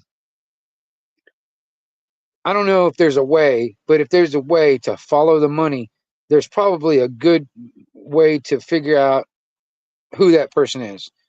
Um, because I mean, honestly, man, if this was like a actual like like a hit, like this guy was contracted out to do this thing, he's going to have to get paid somehow. So I mean, there's that. Because like I said, it does not strike me as like some hillbilly Joe Blow or like some blue-haired liberal fucking freak, just wigging out. It doesn't strike me as that because it was more, in my opinion, a little bit more coordinated, a little bit more um, thought out than just some freak just freaking out. You know what I'm saying? And deciding one day it's like, what, I'm gonna go out here and do something, because I'm pissed off and mad. Yeah, of course, it has to be an inside job of some kind. You know what I mean? Because there's too many people that are turning a blind eye to it, and too many people that are just coming up with zero, zero, zero. You know, because if it was just an average everyday Joe, there would be a suspect that would be already in custody or shot dead. I mean, that's what I think about when it comes down to a lot of these other things. Like it kind of reminds me of like the Manchurian Candidate scenario. That's what it reminds me of in a somewhat also, especially the shooters in a lot of these different scenarios. They ended up dead. You know what I mean? And I mean, dead men tell no tales. So it's like especially if they put them up to it. They don't want them telling the truth. So the only way to keep them quiet is put them in the ground. You know what I mean? That's how you keep them quiet. Keep them where they don't talk. You put them in the ground. Because if you put them up to it, like for instance, it's like that one. I can't remember who it was right offhand. What shooting was? It was one of those school type things. This kid evidently had a couple of rifles and all this other shit. And I know some kid at his age um, couldn't afford these damn things. I know he couldn't afford the type of weapons that he had. So I'm just sitting there thinking, I was like, okay, well, how in the hell did he get it? Well, it's probably because they put him up to it.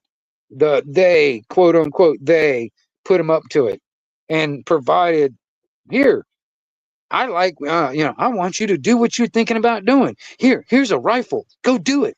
You know what I mean? You know, put the weapon in the hands of this already loony bin, and use them as a fall guy, basically. In a sense, it's like, and that life doesn't matter. And to keep him shut, to keep him quiet, is just put him in the ground. Nobody knows the difference. Everybody feels happy. It's like, because no, the cops did their job and they shot the intruder or shot the shooter. You know what I mean? They try to put a spin on it, like, hey, we did a good thing. You know what I mean? We killed the guy that went in there and started shooting up the place and blah blah blah. When most likely, something like CIA type of bullshit, they probably put him up to it in the first fucking place. You know?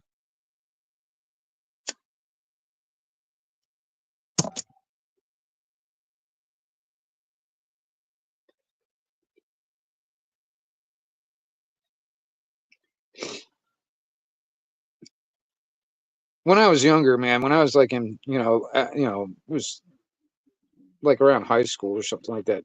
There was this kid that I used to know. Um, we called him Bomber Boy. All right, he's this little fucking. He was a real short dude. But we called him Bomber Boy because he actually called him, some prank bomb threats to the school a couple of times. You know what I mean? And the nickname stuck with him for a long time.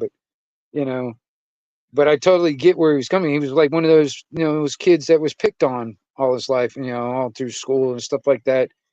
And he always wanted to get back at him and stuff like that. But it was like a joke scenario. But it ended up being serious, because they don't take kindly to bomb threats. But but uh, uh, but he was doing this, like, um, it would be kind of nice to get all those bullies in one place and just blow it up. You know what I mean? I totally, I understand where he's coming from on that end of it. So I mean, like, you get, I can totally see, like, somebody that's being bullied every single day by somebody, uh, had having enough of it and willing to go in there and just start shooting up the place.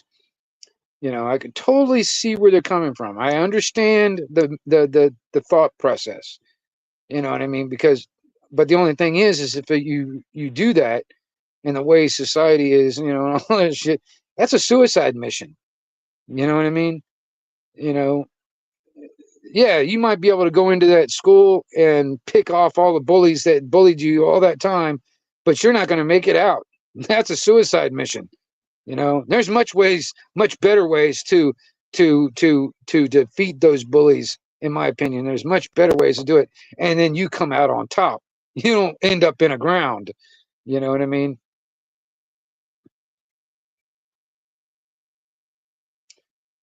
Well, you know, Garrett, and I don't know. I mean, and I don't even, I'm not that familiar with this high profile person anyway. I'm not that familiar, and I'm not even sure about their background. I'm not even sure what they are, um, what they advocate, what, like what they what they're trying to do. So I'm not exactly sure too much about this so-called high-profile person that, you know,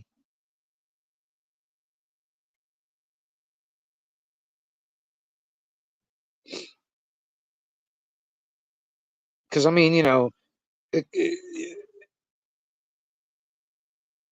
for some reason we're not seeing like these socialist communist fuckers that are in government, people out there going out, going after them and trying to take them out. You don't see people going out there after these people. No, you only see people that are actually advocating for freedom, advocating for, smaller and smaller government, stuff like that. You only see those people being targeted for some reason. You don't see the ones that are, blatantly communist, um, that are high profile type people. You don't see those people, you know, an attempt on their life. You don't see that kind of shit. You know what I mean? Because they're the ones that are probably causing it. They're the ones that are actually trying to cause the chaos. You know what I mean? And they're like this untouchable type of a scenario. You know what I mean? Yeah. And like I said, I'm just talking out of my ass. You know, all this is theory, fun and games. YouTube. This is just me talking shit. This is all hypothetical shit. YouTube. You hear me? You fucking commie fuck.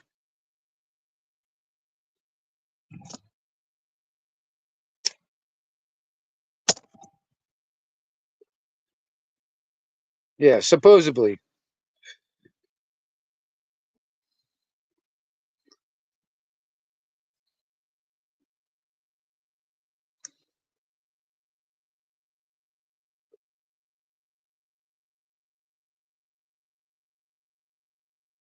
You know.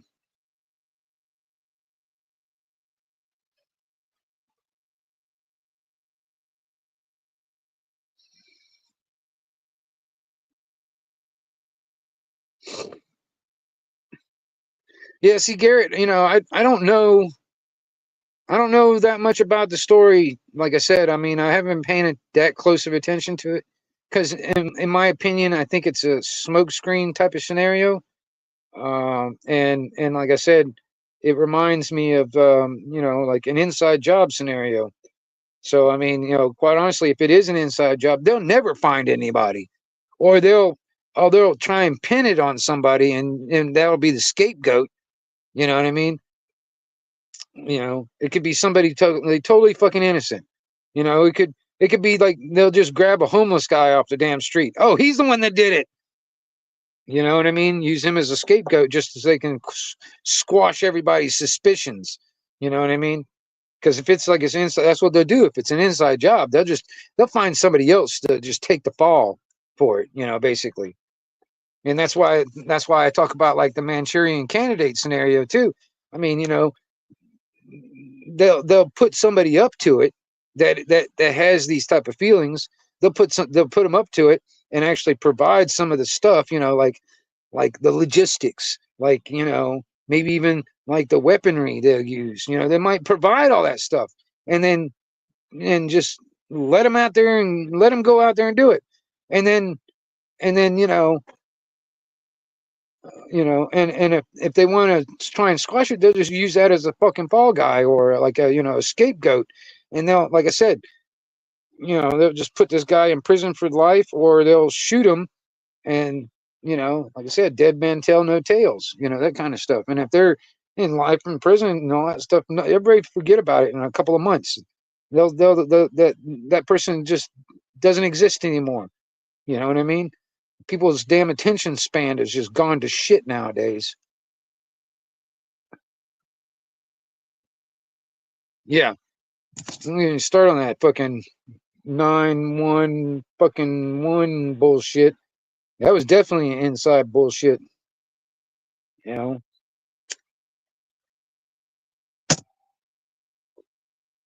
you know. It's kind of funny too.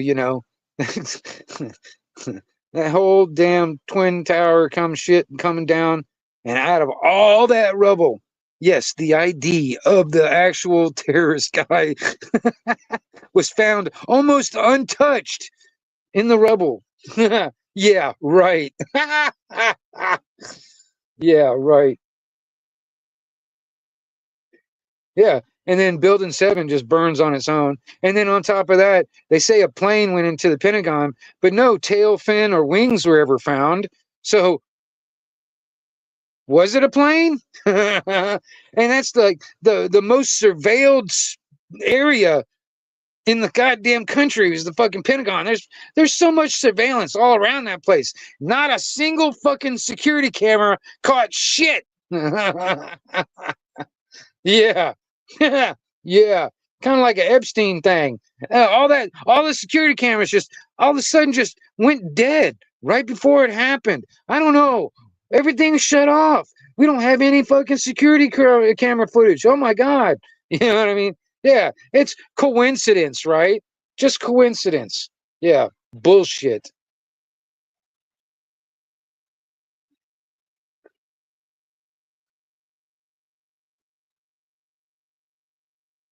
Yeah. Just that's so convenient, is it not? You know, especially in this fucking surveillance fucking state that we've got in this country now. You know, there's goddamn you're on camera at least 100 times every time you leave the fucking house. You know what I mean? Nothing. And then on top of that, you get some grainy fucking black and white picture. Bullshit. Almost every fucking camera has at the minimum 4 fucking K. And, you know, this fucking bullshit grainy fucking black and white photos bullshit. Oh, give me a fucking break. Come on now. You know, this is just fucking bullshit, man. I mean, you know, and it's funny too because there are people out there that believe all this crap. And so many people are willing to believe this fucking lie. And it's like, oh well, you know, these people know what they're doing. They're the government, blah blah blah. You know, and it's like, you know, if they got it, they supposedly got some fucking camera up in space that can fucking read the letters off of a dime on your table outside, and they can't fucking sit there and find shit. They can't even find all these missing children around this goddamn country every year. I mean, there's so many fucking missing children all around this fucking country every year. And but yet they got a camera that can sit there and read the letters off of a dime from fucking space, but they can't find children that are going missing every fucking year. Give me a fucking break. You know what I mean? Give me a fucking break, man.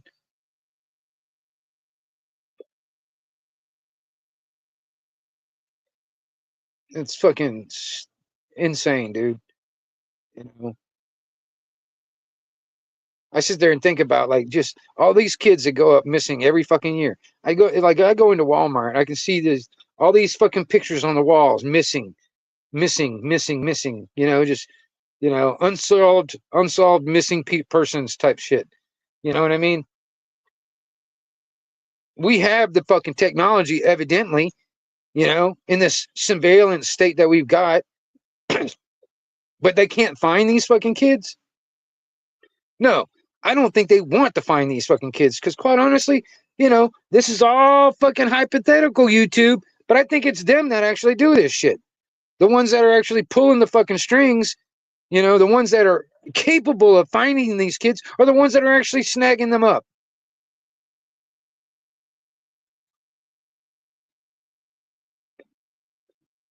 Or have a hand in covering it up. But this is all hypothetical bullshit. All fucking, conspiracy fucking tinfoil hat shit going on, YouTube. So, YouTube, you can go fuck yourself. I'll probably have this video taken down because of YouTube. Me just saying that. Yeah, go fuck yourself, YouTube. Fucking deleting all my goddamn videos anyway. You know, all the information that I brought in about this stupid beer bug crap was all true. They deleted my fucking videos because they considered it, well, it goes against the WEF, the WHO, and it goes against their narrative and YouTube, which is owned by Google, and Google is owned by Alphabet, and they obey the WHO and the WEF. You know, not they don't have any allegiance to America. They have the allegiance to them, and they consider that medical misinformation, the truth as medical misinformation. You know, they want us all to believe in this fucking lie that the WEF and the WHO want to fucking propagate. And fucking Klaus fucking Nazi fucking Schwab. You know, fuck that goddamn motherfucker.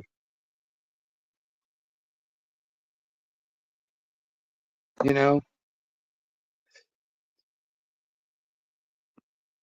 where's our real life Avengers? You know, where's our real life Avengers out there? You know, that go out and fucking take out all these fucking evil bastards around the fucking planet that actually sit there and do more damage to everything, to the whole goddamn planet and in all of our lives. Where's our fucking Avengers to go out there and fucking take care of this shit? You know what I mean? I mean, I sit there and I look at like Marvel comics and DC comics and all that shit, and I'm like, where's our superheroes out there protecting us and doing doing the good thing? You know, I see no evidence. You know, they talk about there's supposedly the white hats and the black hats and stuff like that in government. You know, like there's the good people and the bad people and stuff. I see no evidence of these white hats. None. I see no evidence of it at all. You know, because honestly, you know, I would have loved it. I would have recorded it and watched it over and over and over again if I had saw like, you know, sheriff's departments or military police come into the damn Oval Office or even like in the area where all the congressmen are and stuff like that, and Nancy Pelosi's sitting up there on the podium talking, and they go up there and fucking, you know, and slam her head against the fucking wall, put her in handcuffs and shit like that, and drag her off and bump her into a couple of walls on the way out and fucking put her ass in fucking prison. I would have fucking recorded that if it was on live, if it was on TV. I would record it and watch it over and over and over again. But no, doesn't happen. You know, these people that are clearly traitors to the American people and clearly should be charged and convicted of treason and punished at the maximum penalty of treason, get away scot-free and still walking around like they're untouchable. And that pisses me off. You know, so I don't see any evidence of white hats. None.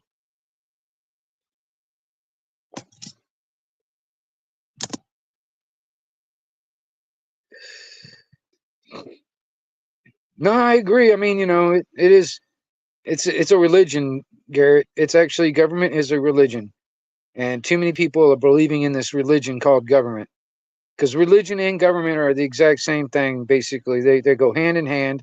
You cannot separate the two. You know, government is a religion. It has its own language. It has its own belief system, its own enforcement. It's a religion. You know,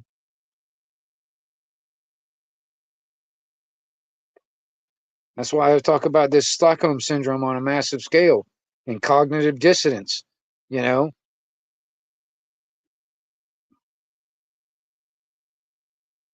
and that's exactly what it is. It's like, you know, too many people get into this cognitive dissonance and this Stockholm syndrome type of scenario, and that's the reason why government continues to continue to do what it's doing. You know, too many people are, you know, want to believe that government actually is doing this on our best interest, which is bullshit. It's only doing it on its own best.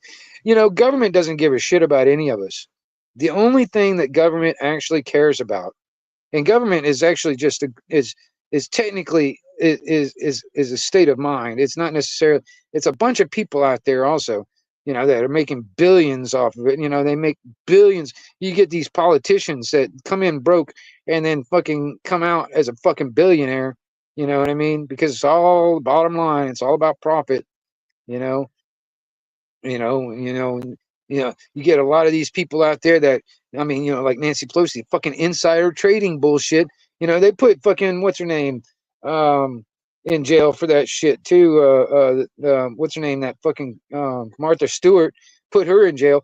You know, I would fucking, it would be awesome to see that these fuckers, like, you know, Nancy Pelosi. I know damn well that she's done Nancy, you know, same thing with Chucky Schumer and all these motherfuckers, insider trading, you know, making up all these fucking crap and to benefit them and make themselves more wealthy. And then we become even more poor and even more broke and scratching our ass just for fucking next meal. You know, I know a lot of people that are in that situation, including me, that are scratching our ass just to find the fucking next meal. You know what I mean? Not necessarily sure if our, you know, living paycheck to paycheck scenario. You know, these people don't live paycheck to paycheck. They don't worry about money. That's where I want to get to, that point where I don't have to worry about money. You know, that they don't have to worry about money. They get paid no matter what. You know, they talk about, oh, we're gonna shut down the government. That government never fucking shuts down. These people still continue to get paid, even if they try and say the government's shutting down. That's all just fucking bullshit. It never fucking shuts down. The only thing government cares about is continuity of government. That's the only fucking thing that government cares about, is the continuity of government. Doesn't give a shit about you. Doesn't give a shit about me. We're just a fucking slave labor, you know, and the cannon fodder. That's all we are to government, in a sense. Doesn't matter what government. And I'm just using our corporation that's posing as a government in this country. Doesn't give a shit about us, you know, because quite honestly, man, when they get the robotics up to get play, they won't need us anymore because they'll just use robots for their workforce. You know what I mean? They won't need us anymore. They could wipe us all out. You know that depopulation crap. They'll just, you know, when they get an alternative to us, you know, I mean, because they're kind of stuck with us until they find an alternative for workforce other than, you know, that's another reason why they're trying to pump in all these fucking people from all of these other countries coming in here. You know what I mean? Because that's the alternative workforce to the Americans. There's all these other fuckers coming in from all these other countries that are willing to work for crumbs because, you know, back where they lived, they got $5 a fucking month. That's how much they got paid, was $5 a month. You know, so they come here and they make fucking $10 an hour. They're living like a goddamn king. You know what I mean? I used to know this guy that was from Guatemala. I mean, seriously. I mean, where he was living, that was what it was like $3 to $5 a fucking month is what he used to make where he lived. And then he came here making $10 an hour. Hell, he sent over 50% of his check back to the fucking family back in Guatemala, and they're living like fucking kings down there in Guatemala. You know what I mean? Doesn't even spend majority of his money here in America. He sends it to fucking Guatemala. That's just one person. That's just just one fucking example. You know what I mean? You know, replacing us, you know, trying to replace us with a different style of workforce, you know. And I'm sick and tired of it that these fuckers, these people up in government, they look at themselves as a higher class than the rest of us. You know, it doesn't matter what position. I'm serious, man. Even to the people that fucking answering the goddamn phones. You know, if you look at any of these people that are in the cop watching or the you know, they call themselves First Amendment auditors or anything like that. If you ever look, I mean, there's been thousands of videos out there on YouTube on this type subject, and you see how it just the lady sitting there fucking answering the phones, the type of disdain they have for the general public. You know what I mean? I mean, it doesn't matter what position of government you're in. Almost every single one of them has got some kind of disdain to the general public. If you don't work for the government, you're a lower class of people, according to their view. You know what I mean? I don't care what other people sit there and they sit there, you know, yeah, they try to play it off. Oh no, that's not true. That's not the the general thing. That's an exception. That's only that's like a one-off thing, or that's only like that only happened that one time or whatever. No, that's bullshit. It's kind of like cops. There are no good cops. I don't care. I've got family that are cops. There are no good cops out there. None. If there were any good cops, there would be no bad cops. It's kind of like the white hats I was talking about. There are no white hats because if there were white hats, there would be no black hats. You know, there are no Avengers that are out there fighting the good fight for all of us. There are none. Because if there was, there would be none of those fucking evil sons of bitches out there that are trying to turn this country into communism. And that pisses me off too. I got relatives that fought in the Korean War and Vietnam and stuff like that. And they try and justify themselves going into the military because they were fighting communism. Where are you now? Those same people that fought those type of wars against communism, and we've got communists in our own goddamn fucking government right now. Where are you at fighting this communism? Where are you at? Nowhere to be fucking found. Nowhere to be fucking found. You're just going along to get along. That's all you're doing. You're not fighting communism like you did when you were fighting, going over into other countries fighting communism. When communism is here in our own fucking country, you're not doing shit about it.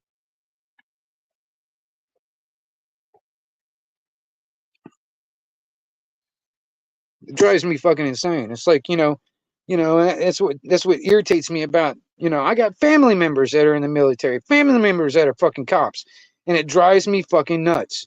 The type of cognitive dissonance, the programming that they've been put through, through all that fucking military bullshit and all that police department fucking mentality, all that shit, all that propaganda and all that fucking cognitive dissonance and that Stockholm syndrome that they've got into, you know, and they expect everybody else to go along with that bullshit.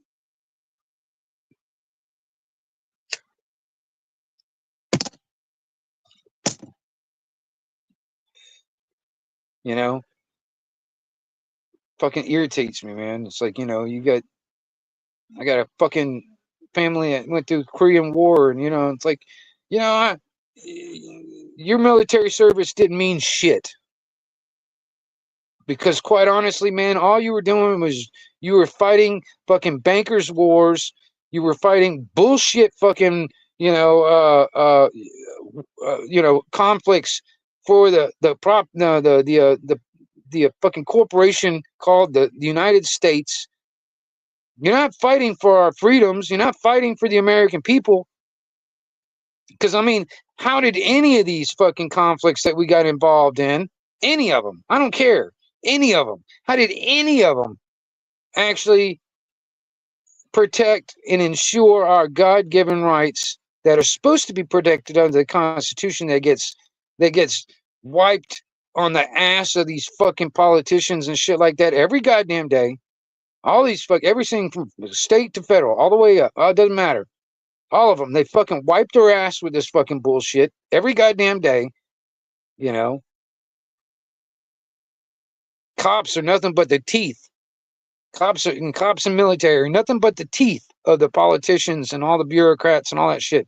And quite honestly, if they didn't have any teeth, they couldn't do shit. All these people that write all these fancy words on a fancy piece of paper and shit, calling it fucking law or statutes or whatever, codes, policies, whatever, it doesn't matter. All these motherfuckers that are writing these goddamn things have no goddamn fucking shit to back it up if nobody's willing to enforce it. If nobody's willing to obey and nobody's willing to enforce it, those motherfuckers don't mean shit. They have no pull whatsoever. You know what I mean? But you got idiots out there that are willing to just do as they're told and to make a paycheck.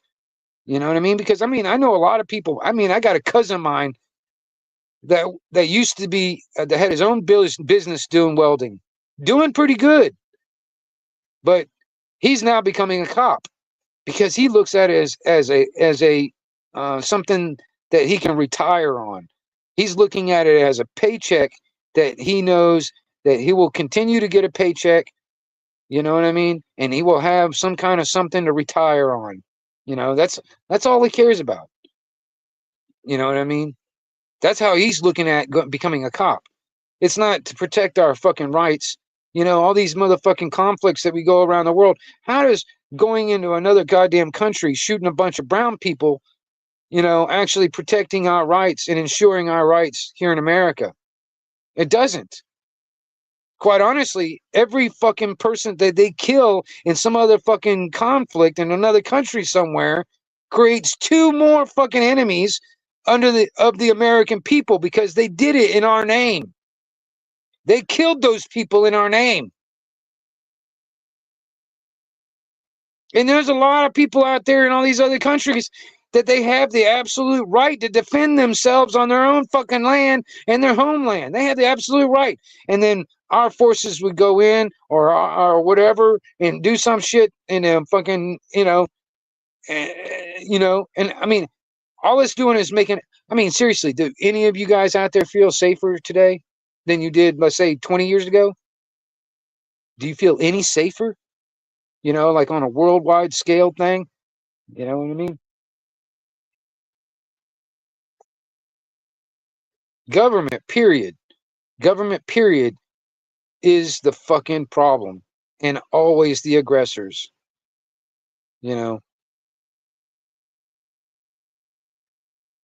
and that's worldwide. Every fucking government around the fucking planet are the aggressors and the problem.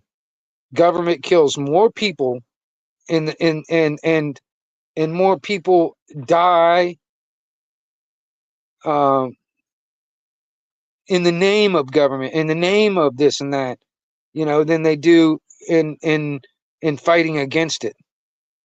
You know, there's more people that die and go into battle and stuff like that in the name of government, in the name of this and that, but yet, like, you hear about, like, people that are actually that are against government, which, I don't see any legitimacy in it at all.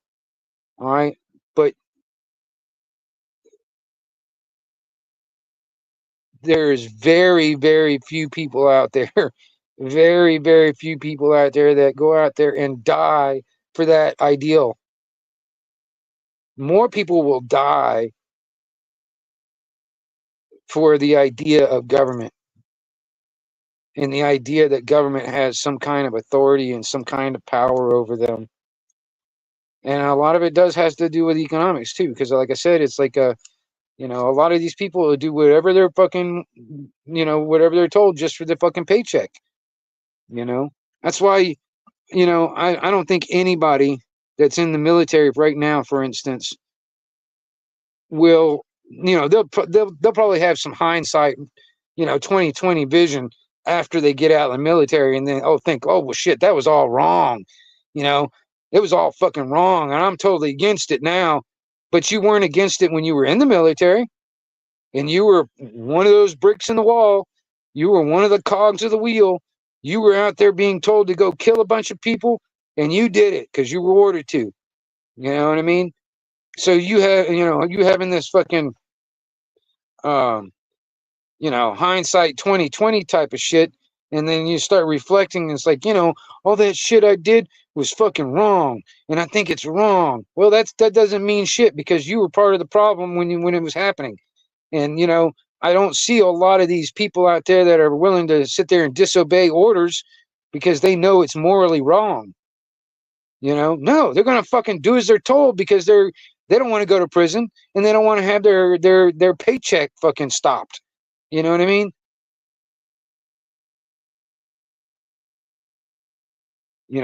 I hear I've heard this fucking thing from ex-military guys that had this this I don't know, this reflection on their service, and they knew they did wrong, because the more they looked at it and they saw it was all morally wrong, yet they were still part of that problem at the time. Yeah, you can have this fucking reflection after the fact, but that doesn't stop the fact that you actually were participating in it in the first place.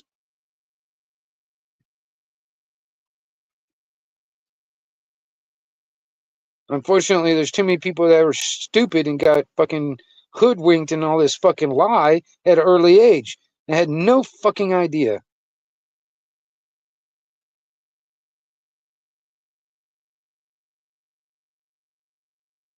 What happened? Who's speaking? What happened? Am my audio going bad or something?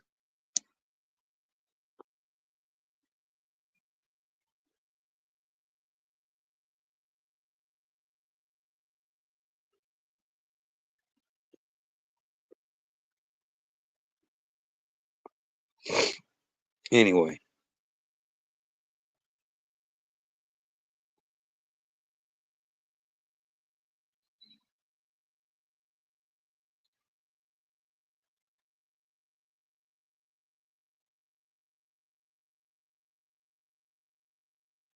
Yeah, see, that's another thing too. I mean, that's the reason why I'm saying it's like government doesn't give a shit about us.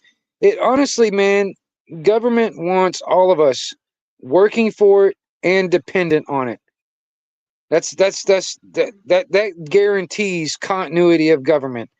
It guarantees continuity of government if everybody's working for it and dependent on it.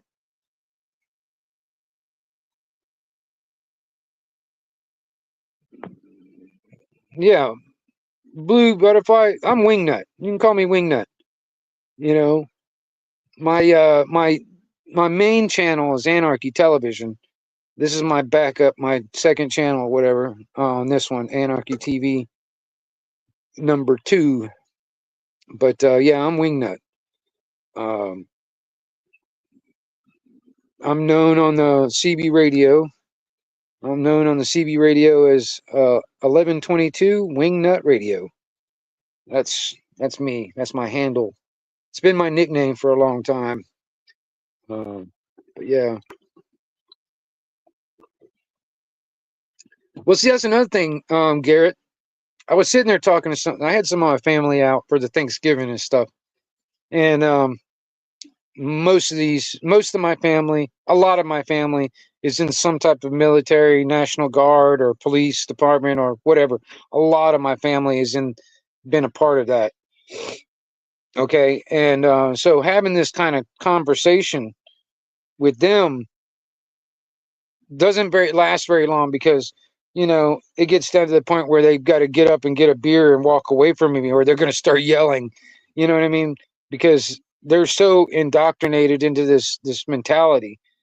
You know what I mean? But I was sitting there, and they were talking about, like, they talk about, like, oh well, Trump was the lesser of the two evils, and I'm sitting there thinking, I'm like, okay, I told him, I was like, listen, okay, you just said that Trump was lesser of the two evils, so you believe that Trump is actually evil. I mean, if he's lesser of the two evils, he's still evil. So you're willing to vote in evil, all right? And then on top of that, I sit there, and they were like, well, I mean, he's better than so-called or whatever, of camel toe and all that other shit, whatever. But the thing is, um, uh, like, even the last time Trump was in, there's things that I totally disagreed with. You know, he's definitely not for the Second Amendment, because he was willing to do bump stock bans. He was also willing to do red flag laws and get those instituted. Red flag laws, or the where they call it the risk protection orders and shit like that.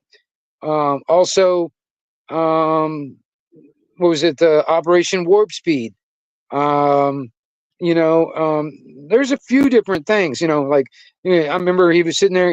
He actually made the comment while he's sitting next to Dion Frankenstein, fucking bitch at the same damn table, sitting right next to her, while she's sitting there rubbing her hands, licking her lips. He's saying, take the guns first, due process second.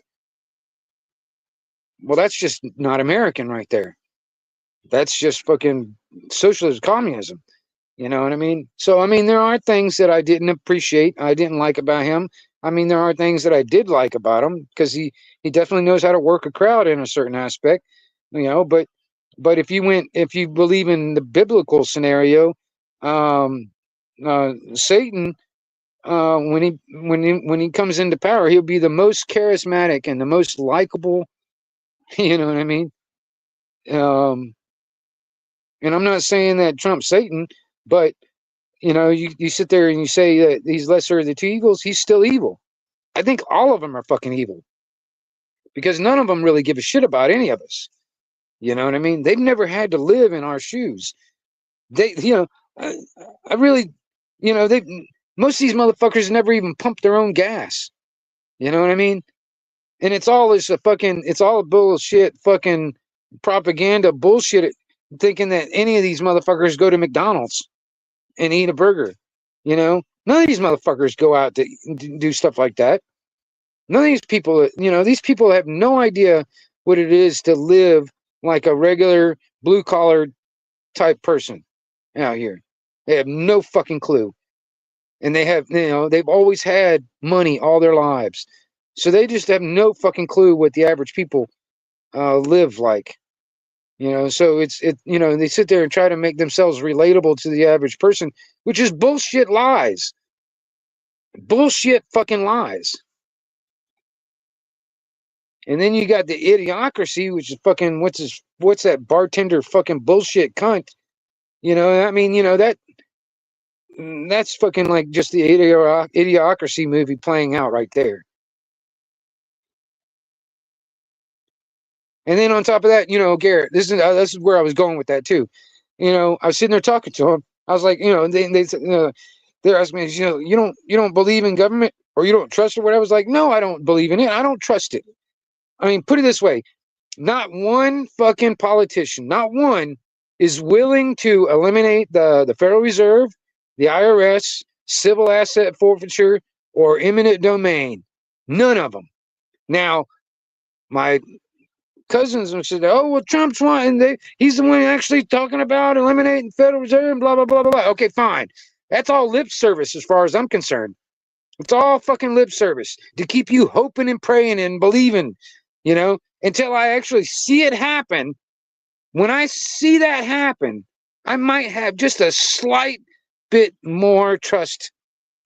But until then, it's all fucking lip service. That's all it is. It's all to get you fucking like, oh, he's going to do this. He's going to do that. He's going to do this. He's going to do that. And it will never happen. You know, it's all promises. You know, that's all they do. That's all they do. They lie and they promise, and they fucking keep you fucking dangling on a hope and a dream. You know what I mean? Dangling that the fucking government's going to fix itself. You know, all you got to do is just vote the right people in and it'll fix itself. No, the definition of insanity is doing the exact same thing over and over again and expecting different results. That's exactly what voting is. It's insanity, because you keep on doing the same thing over and over again and expecting different results.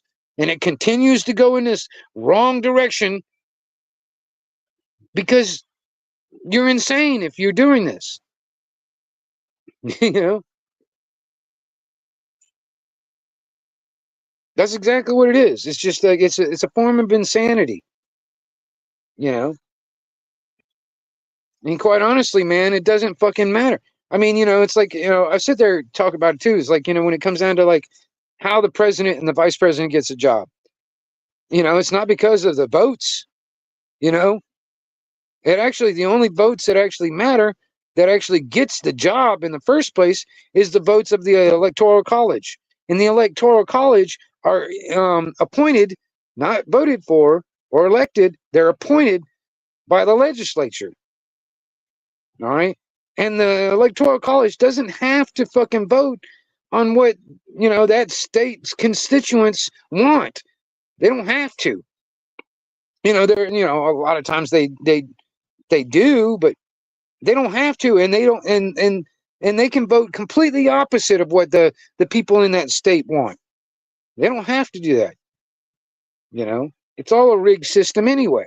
The basically voting for the president and all that other shit. That's just a litmus test to see where you guys all sit, and if y'all are still willing to play the game. Y'all are still trying to, you can still be herded in there like cattle. That's all that is. They need you to consent to their fucking bullshit, because that's what you're doing when it comes down to voting. You're giving your consent. You're giving your consent, and they need your consent. You're giving your consent for a ruler to rule over you and everyone else. Doesn't matter if I don't want to consent to any of that shit out there, and I don't give them my consent, and I don't give them any, I don't consent to be governed. I don't consent to do any of that shit. They don't give a shit. They will force us into it. They will use the point of a government gun to force us into it. That's what the fucking kings and queens of the day used to do. Because they believed they owned everything. So you couldn't even live out there on the land anywhere, because the king claimed ownership over all the fucking land. It's kind of like, government today and here in this fucking country. The government claimed ownership of all the fucking land. That's why you have to rent your property from the government every fucking year, because they claimed ownership over everything. They've stuck their flag into the ground and say, this is mine. And if you want to live here, if you want to, live on this fucking land, you will pay us to do it.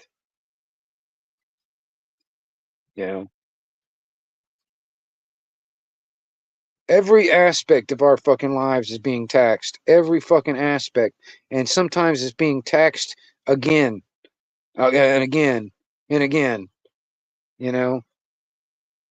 Like, for instance, like Goodwill, or some of these, like, like stores like Goodwill, like, these, like, that all the products that they have in those places are all donated. Okay, all those products that were donated to, like, Goodwill or places like that, were already taxed on, because somebody bought those products to begin with, and they were taxed. And now somebody just gave them to another, Goodwill or something like that, and they turn around and sell it, and they tax it again. They get taxed again on the same fucking thing. And if we let these fucking crazies that are talking about this so-called climate crap, change crap, if they get their fucking way, we'll be taxed just to fucking breathe. Just to fucking breathe. They'll have to pay a tax. Kind of reminds me of, like, a fucking, a comedian was talking about this stuff years ago. And he was sitting there talking about, like, you'd have to, you couldn't afford to pay the tax to breathe. So you had to, you had to put it in your mama's name. It's like, I'm gonna pay my bill it's in my mama's name. It's like, I don't know. That comedian said it a hell of a lot better than I did. But it reminds me of that. It's like, it's just insane. And then people still want to believe that we are free. You got fucking, I can't even go out here on the goddamn river out here and go fishing to feed myself without getting a goddamn license and paying the government their extortion fee just to go out there and feed myself if I wanted to. Have to get a fucking permit for an open flame.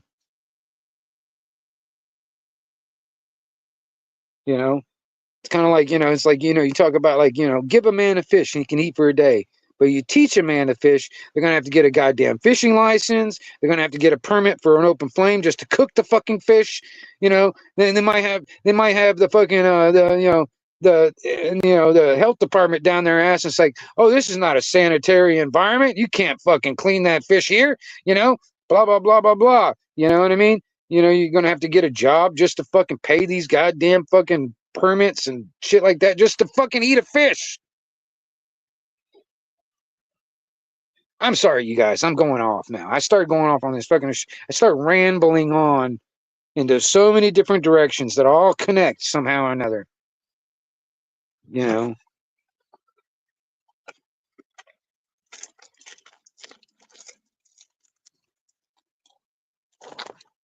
and I agree, Garrett. It's like, they talk a lot of fucking game. Oh, he's going to do this. He's going to do that. He's going to drain the swamp. He's going to fucking do this and that. Yeah, I believe it when I fucking see it. Because otherwise, it's nothing but fucking promises and fucking lip service. There's nothing but hopes and dreams to keep everybody fucking dangling on to this fucking, this right, left fucking, right wing, left wing fucking bullshit fucking game that they're playing with us to keep us all consenting to their fucking bullshit. It's all bullshit, because quite honestly, man, when I start seeing motherfuckers getting hauled off to fucking prison or, something like that, and knowing that they're in prison until I start seeing a shitload of these fuckers getting hauled off, and not just allowed to resign so they can go up in another goddamn part of government somewhere else. That's what pisses me off about cops, because they've got the law enforcement constitution too. Law enforcement's got their own constitution. That's the reason why. That's another reason why they get off on so much shit. They get away with shit that that if I did the exact same thing that the cops did, I would be fucking under the damn jail. They got this fucking protection. You know what I mean? They got this layer of protection protecting them. And all these people that are brain fucking, washed into this shit, believing in this fucking religion called government, that are willing to enforce it and willing to just comply with it. That's what worries me about this. Like, they talk about this fucking beer bug coming back. And maybe possible fucking another part of lockdowns or some shit again. You know what I mean? It's like, I don't fucking fear all those motherfuckers out there writing all these fancy words on a fancy piece of paper, declaring this and that or whatever. I don't fear them at all. The ones that I fear are the ones that are willing to enforce their bullshit and the ones that are willing to comply. Like the little fucking bitch of a lady that's down the street that wants to call the cops on you because you're not wearing a fucking mask. Those are the fucking deranged fuckers that really I fear more than all those fuckers up there writing all those fancy shit declarations of fucking whatever. Because they ain't got no goddamn teeth if nobody's willing to enforce it or comply. Too many people out there got this cognitive dissonance, believing in this religion called government. What do you think's going to happen if we allow them to consolidate it all into one world government and one world religion? What do you fucking think's going to happen then? If we allow that to happen, we just turn a blind eye and continue to allow it to happen. How do you think our future generations' lives are going to be like?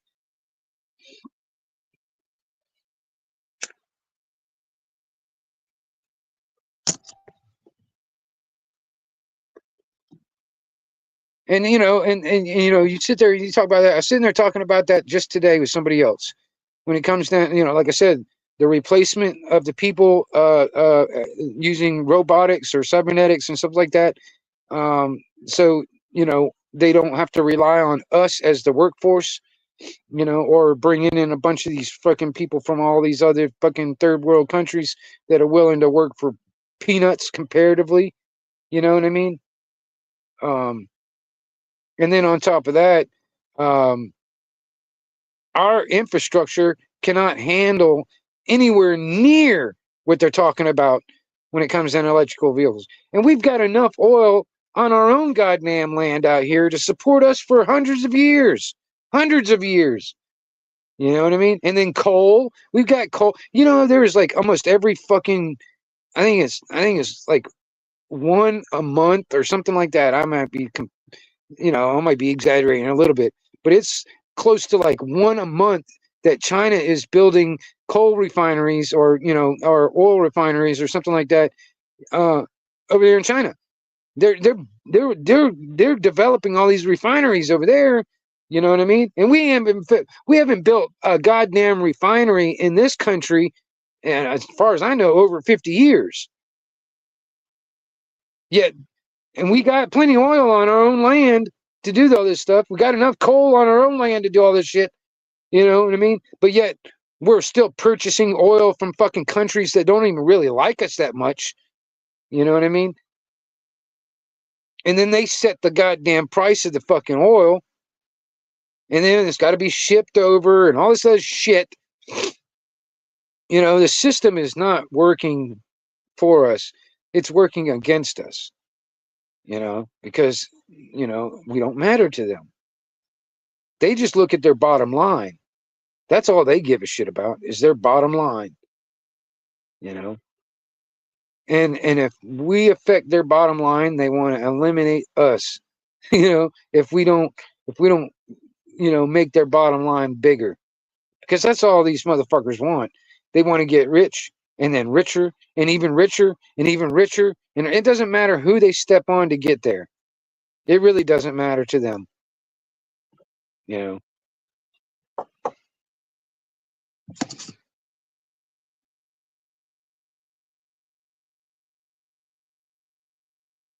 Well, see, that's like I said, that's all that hopes and dreams. It's all that hopes and dreams. All these promises, Garrett, because quite honestly, like I said, until I actually see, that's why I say I know there are no white hats. There are no people out there working, to defeat all this evil on our behalf and all that shit. There ain't none. And quite honestly, I don't know why enough of us aren't getting pissed off enough where we're actually doing it together as a people. You know what I mean? But there are none of these, there's no Avengers out there, fighting the good fight for us. None. Because I see no evidence of that. And like I said, these right here, these type of things, I hear the same shit too. It's all promises. It's all lip service. It's to keep everybody, on this hopeful type of he says he's going to do this, and I voted him in because I want him to do this, and I hope he does, and blah blah blah blah blah. It'll never happen because they'll make up some kind of excuse or something will fucking happen where some kind of a tragedy or some shit like that.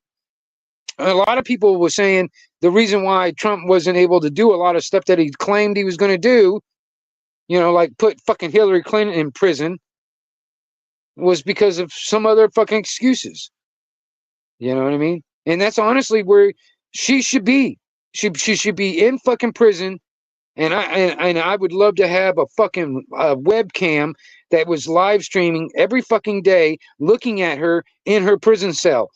And I'd like to be able to go on the internet and go to that fucking webcam and watch fucking Hillary Clinton fucking in her orange jumpsuit fucking spending the rest of her fucking life in a prison cell.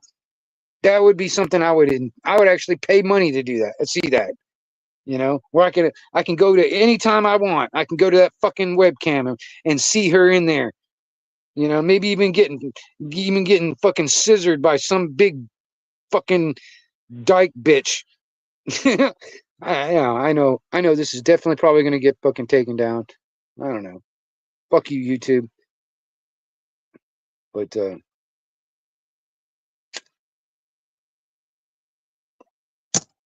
yep, she's still walking around like she's untouchable and she can't get and she does no wrong. Yep. A lot of promises, Oh, the Mexico will pay for the wall. Promises. Every fucking politician, every single one of them. They all do that every single time. They do all that shit just to get the goddamn job, and they end up doing the exact opposite they promised to get the job. And once they got the job, they do almost the exact opposite. Every single fucking one of them. Every single fucking one of them. And any of them that actually, had any of them that actually even showed an inkling of doing the right thing, they get rid of them. That's how a few of these assassinations through history has happened. Because they were going against the communist agenda.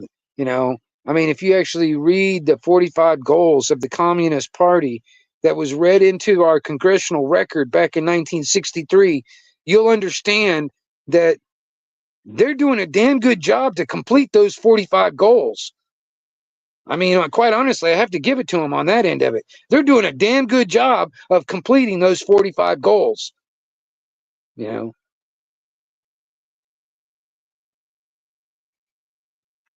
And that was read into the congressional record back in 1963. I mean, honestly, man, it should be a fucking criminal offense to even bring that shit anywhere near policy or any kind of fucking law of any kind. Any of this communist fucking type of fucking mentality. It should be criminal. Because that's not American. Any of this socialist, communist, Marxist fucking idealism that ends up becoming policy of any kind, or even submitted into a bill of any kind, if it goes against the Constitution, goes against our Bill of Rights, it should be criminal and should be dealt with accordingly. And quite honestly, that would fix a lot of fucking shit, because you would be eliminating what's causing the problem instead of trying to fix the problem. You just eliminate what's causing the problem. Kind of like all these bills and stuff like that. I mean, any of these bills, before they even get in there to be voted on, if they go through a rigorous thing to find out if they're in concert or in parallel with the Constitution and in accordance with the Constitution, and if they're not, the person that wrote the bill or even submitted the bill goes to fucking prison. If it goes against that, if it goes against the Constitution or is not in accordance or in concert with the Constitution, those people need to go to fucking prison before it even gets to fucking Congress for a decision. The ones that actually submit these bills need to be held accountable and fucking charged and criminalized, all this other shit. You nip it in the bud. You eliminate what's causing the fucking problem, because the problem is being caused, all right, by these people and these bills and stuff like that. They get, what was it? 7,000 fucking page bill. What was it, like a while, not too long ago? 7,000 fucking page bill. And these motherfucking congressmen and all that shit only had like a little over 24 hours to read all of it before they even made a fucking vote on this shit. Kind of like Nancy Pelosi. Oh, we got to vote on it. We got to pass it before we can read it. What the fuck is this shit? That's the reason why I'm more of I'm more in line with the Confederates back in the day. The Confederate Constitution and the Anti-Federalist. I'm so much more on that level. I'm more of an anarchist personally. I see no legitimacy in any of it. But quite honestly, the Anti-Federalists and the fucking Confederates, they had it right. You know what I'm saying?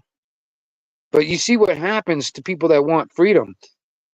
The people that want to control you try to eliminate you because they consider us the problem. The ones that want freedom. Because all the other ones that are willing to sit there and and have a ruler rule over them and put them in this monetary slavery and stuff like, and willing to do it, and they actually benefit from, some of them benefit from it. Those are the ones they want them to stick around.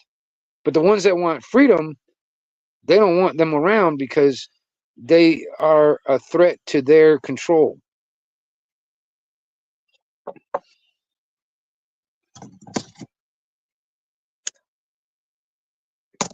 Garrett, did you see that pardon as surprising? Quite honestly, did you see that as surprising? Because I knew that was going to happen. I fucking knew that shit was going to happen.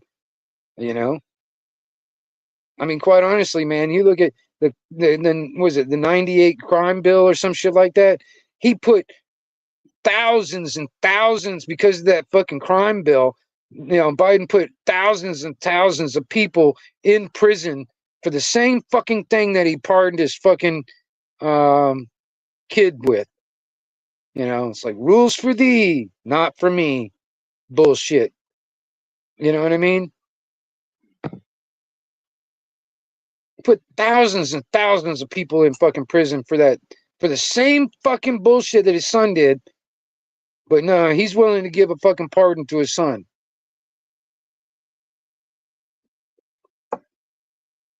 That should be a wake up call for a lot of people out there. I don't understand why it's not. I don't understand why more people aren't pissed off. I really don't. I mean, like I said, I understand that a lot of people are just distracted. I understand a lot of people out there are just trying to make a living and put food on the table, so their attention is only on that, which I understand. But that's still, it's like putting your head in the sand. It's like, or like have this mentality. Oh, that's happening over there. It doesn't really come. It hasn't come to my front door, and it's not affecting me. So it's over there. You know what I mean? But by the time it gets to your front door, it's too fucking late. You can't do shit about it because it's already at your fucking door. You know, just because you turned your head, because it happened over there or to those people over there, and it didn't come to your neighborhood, you turn a blind eye and keep trudging along, going along to get along, going along to get along, going along to get along, going along to get along. I mean, to what end do we continue to just go along to get along? To what end do we just continue to go along to get along?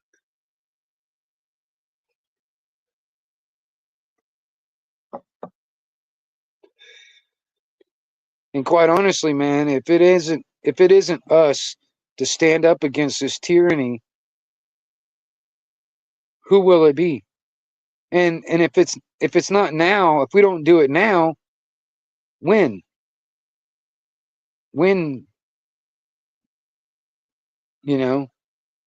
Because the longer we continue to just go along to get along and continue, the bigger and the more powerful it gets, and the harder it will. Well, I mean, tell you, I mean, it's kind of like a David and Goliath thing. You know, the bigger they are, the harder they fall. You know, and there's been plenty of times that the underdog always comes out on top. But you know, I just think that quite honestly, 60 years ago would have been a better time to actually do a lot of this shit. Because the more and more advanced technology gets, the harder and harder it gets to do a lot of shit. Because not only with this fucking electric car shit, they want to put everybody into this fucking internet of things. They want to put everybody in this digital currency type slavery. You know what I mean?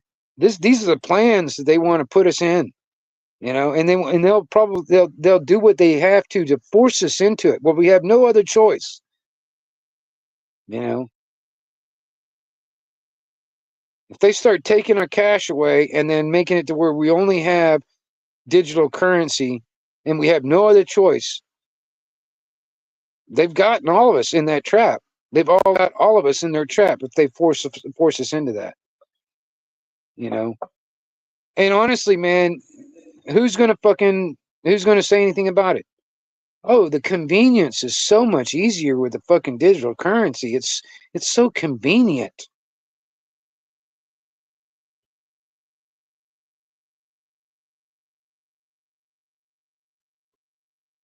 Yeah, fuck that. I don't even go to those places, Garrett. I don't even go to those places.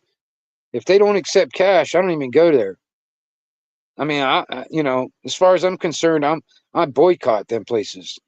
I mean, as far as I'm concerned, they can just go out of business. You know, Places like that need to go out of business if they do that shit.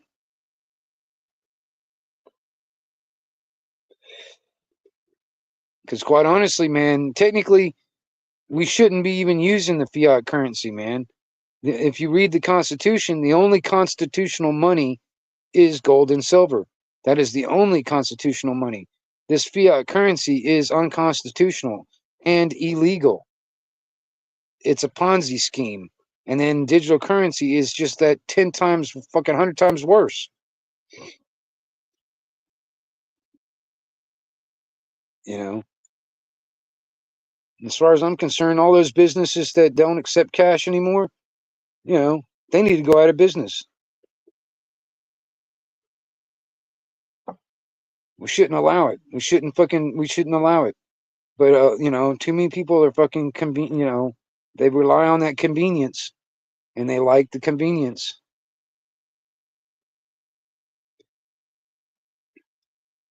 No, and in some ways, Garrett, you know, I agree on that. They wipe their ass with the Constitution every fucking day.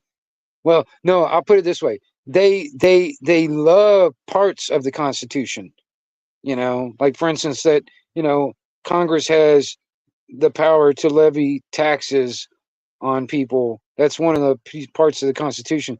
They love that part. They want that part to stick around, you know. But when it comes down to our individual rights that are listed under the Bill of Rights, they wipe their ass with that shit all the time. You know, they find some reason to go around it, some reason to violate it, some, you know, some reason, you know, it's because of safety or, or something, you know what I mean?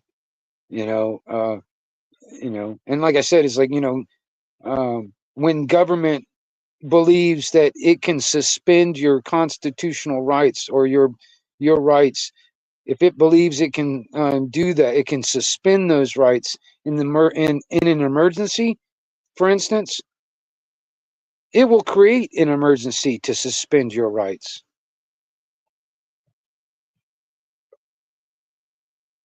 And the more people that believe that government has the right to do, if I don't have the right to do that, if I don't have the right to suspend your rights, how did the government get it? If they get their just powers from us, supposedly by the consent of the governed, if I don't have it personally, how can I give it to the government to have to you know, how can I give that right to the government if I don't have that right to begin with? How can I give something I don't have? How can I give the government that right if I don't have it? If I don't have the right to go over here and demand rent money from my neighbor every fucking month, you know, calling it a tax, if I don't have that right, how did the government get it? If I if I don't have that right to do that, how can I give that right to the government? How did the government get it? They use the fucking point of a government gun. It's like a mafia. That's exactly what it's the same premise as a mafia, you know. That's what all governments do. They work like a mafia does at the point of a government gun.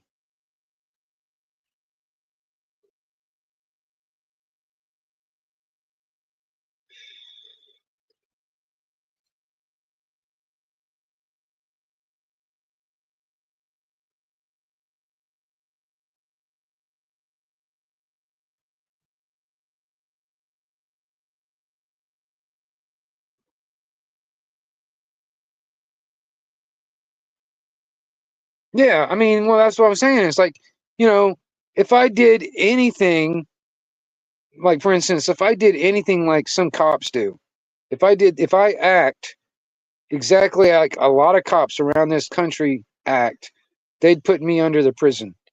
But, you know, they believe they had, well, you know, that tin badge and a uniform and a gun on their side grants them more rights than the rest of us. You know what I mean? It's kind of funny too, because if these are supposedly they work for us and they're supposedly our servants, that's like the employees at McDonald's forcing the fucking owners and the managers of McDonald's to pay them this and that, and and threaten to put them in a cage and all this other shit if they didn't abide by them. That's like the employees telling the owners what to fucking do.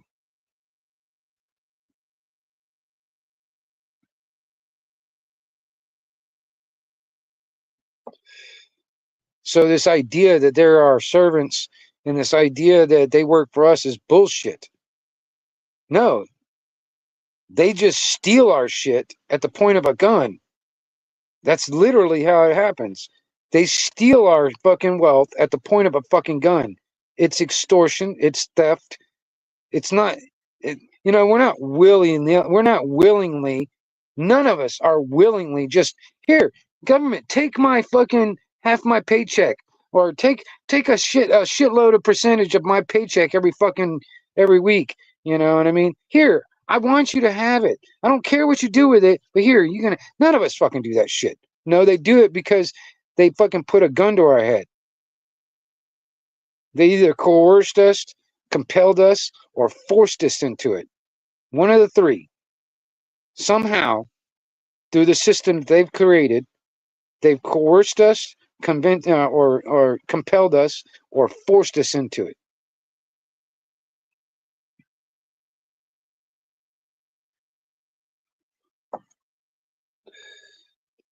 It's fucking bullshit, man. Fucking bullshit.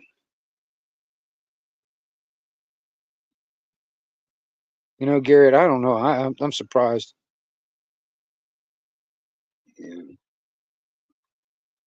Yeah. Well, I mean, we're just born into it, man.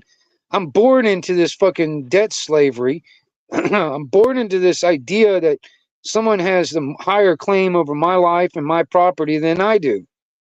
Bullshit. These motherfuckers don't have a higher claim over my life and my property than I do.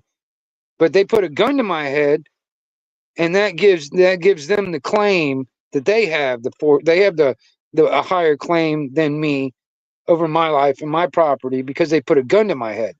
It's done at the point of a gun.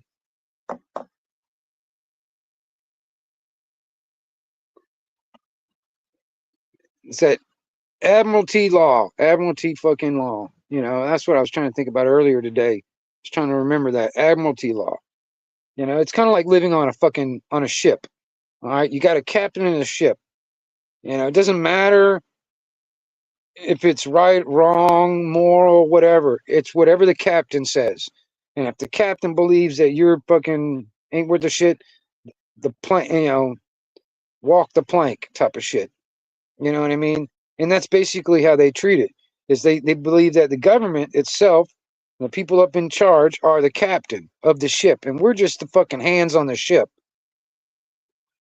That's the reason why I'm more for freedom and not liberty. Liberty is what the captain gives to the ship, to the crew of the ship when they come into port. It gives them liberty to go out on land and have a good time, but you always come back to the fucking ship. And if you don't come back to the ship, they'll go out there and find you and bring you back. That's liberty. That's not freedom. That's liberty. Why do you think the Statue of Liberty is out there in the water? Because it's under, that Admiralty maritime law. It's not on land. It's the Statue of Liberty, not the Statue of Freedom. Because if it was the Statue of Freedom, it'd be on land.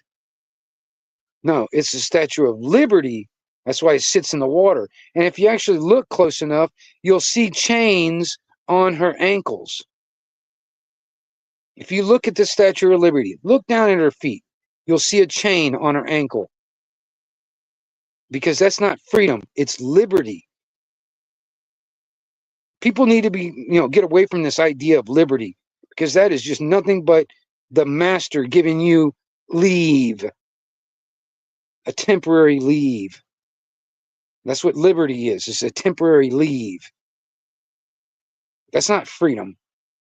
People need to start looking through the lenses of freedom, not this idea of liberty. Freedom is where it's at. Freedom is what really is. It should be on everybody's minds. It should be what people will fight to the death for.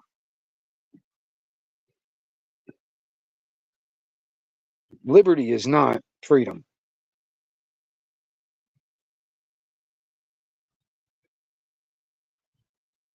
You know, you hear that phrase, give me liberty or give me death.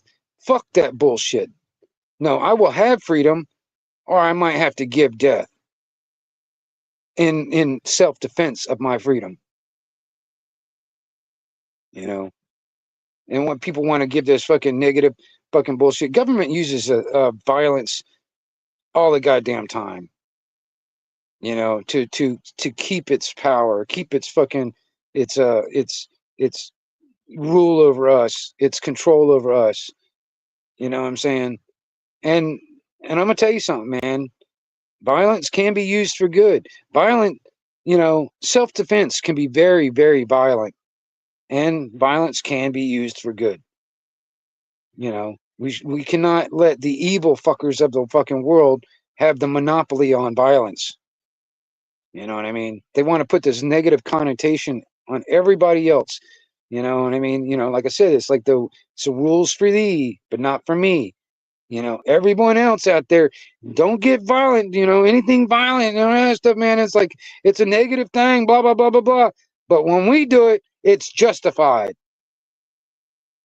It's kind of like, like the cops or government, any type of government or any portion of government. When government investigates itself, it always finds that it didn't do any wrongdoing. You know what I mean?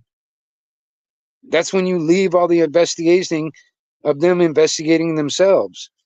That's why you see so many cops, you know, they'll they'll flat out murder somebody. It was flat out murder.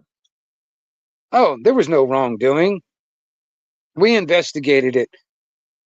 He was following department policy, you know what I mean? Or if they got down to the point where it was like, it was serious enough, they'll give them the opportunity to resign. And the reason why they, do that is because it won't go on their permanent record jacket looking negative. So they can just go to another department down in the next county over and get another job doing the exact same fucking thing they were doing before. If they were really in for freedom and they were really in it for the American people, any of these cops, that get into any trouble whatsoever, don't give them the option to fucking resign. You fire them and then take away their fucking law enforcement license. So if they wanted to get back in law enforcement again, they'd have to go through that whole fucking bullshit all over again. But, and then on top of that, if they got, let's say, one or two things on their jacket, you know what I mean? Like the Mullen report. Oh, crap. You guys, I got 5% left on my battery life. I'm going to have to cut this rant short. I just popped up saying, oh, you got 5% left on your battery. And I don't feel like plugging it in because it usually makes my audio sound like crap. But anyway.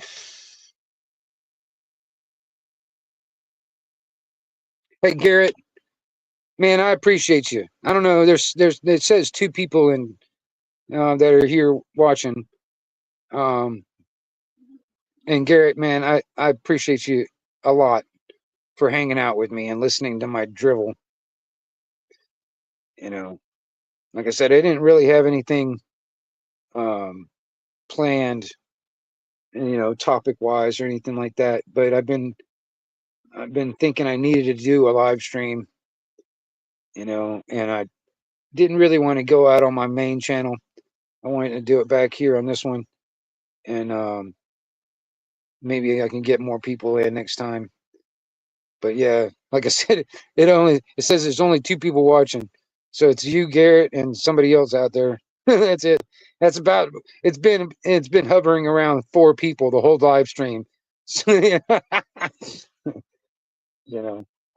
my backup channel's not that popular anyway. But I knew I can get away with some of the shit I've been talking about on this one versus my main channel.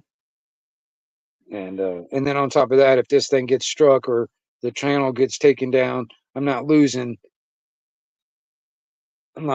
out too much. But anyway, I appreciate you coming in and hanging out with me.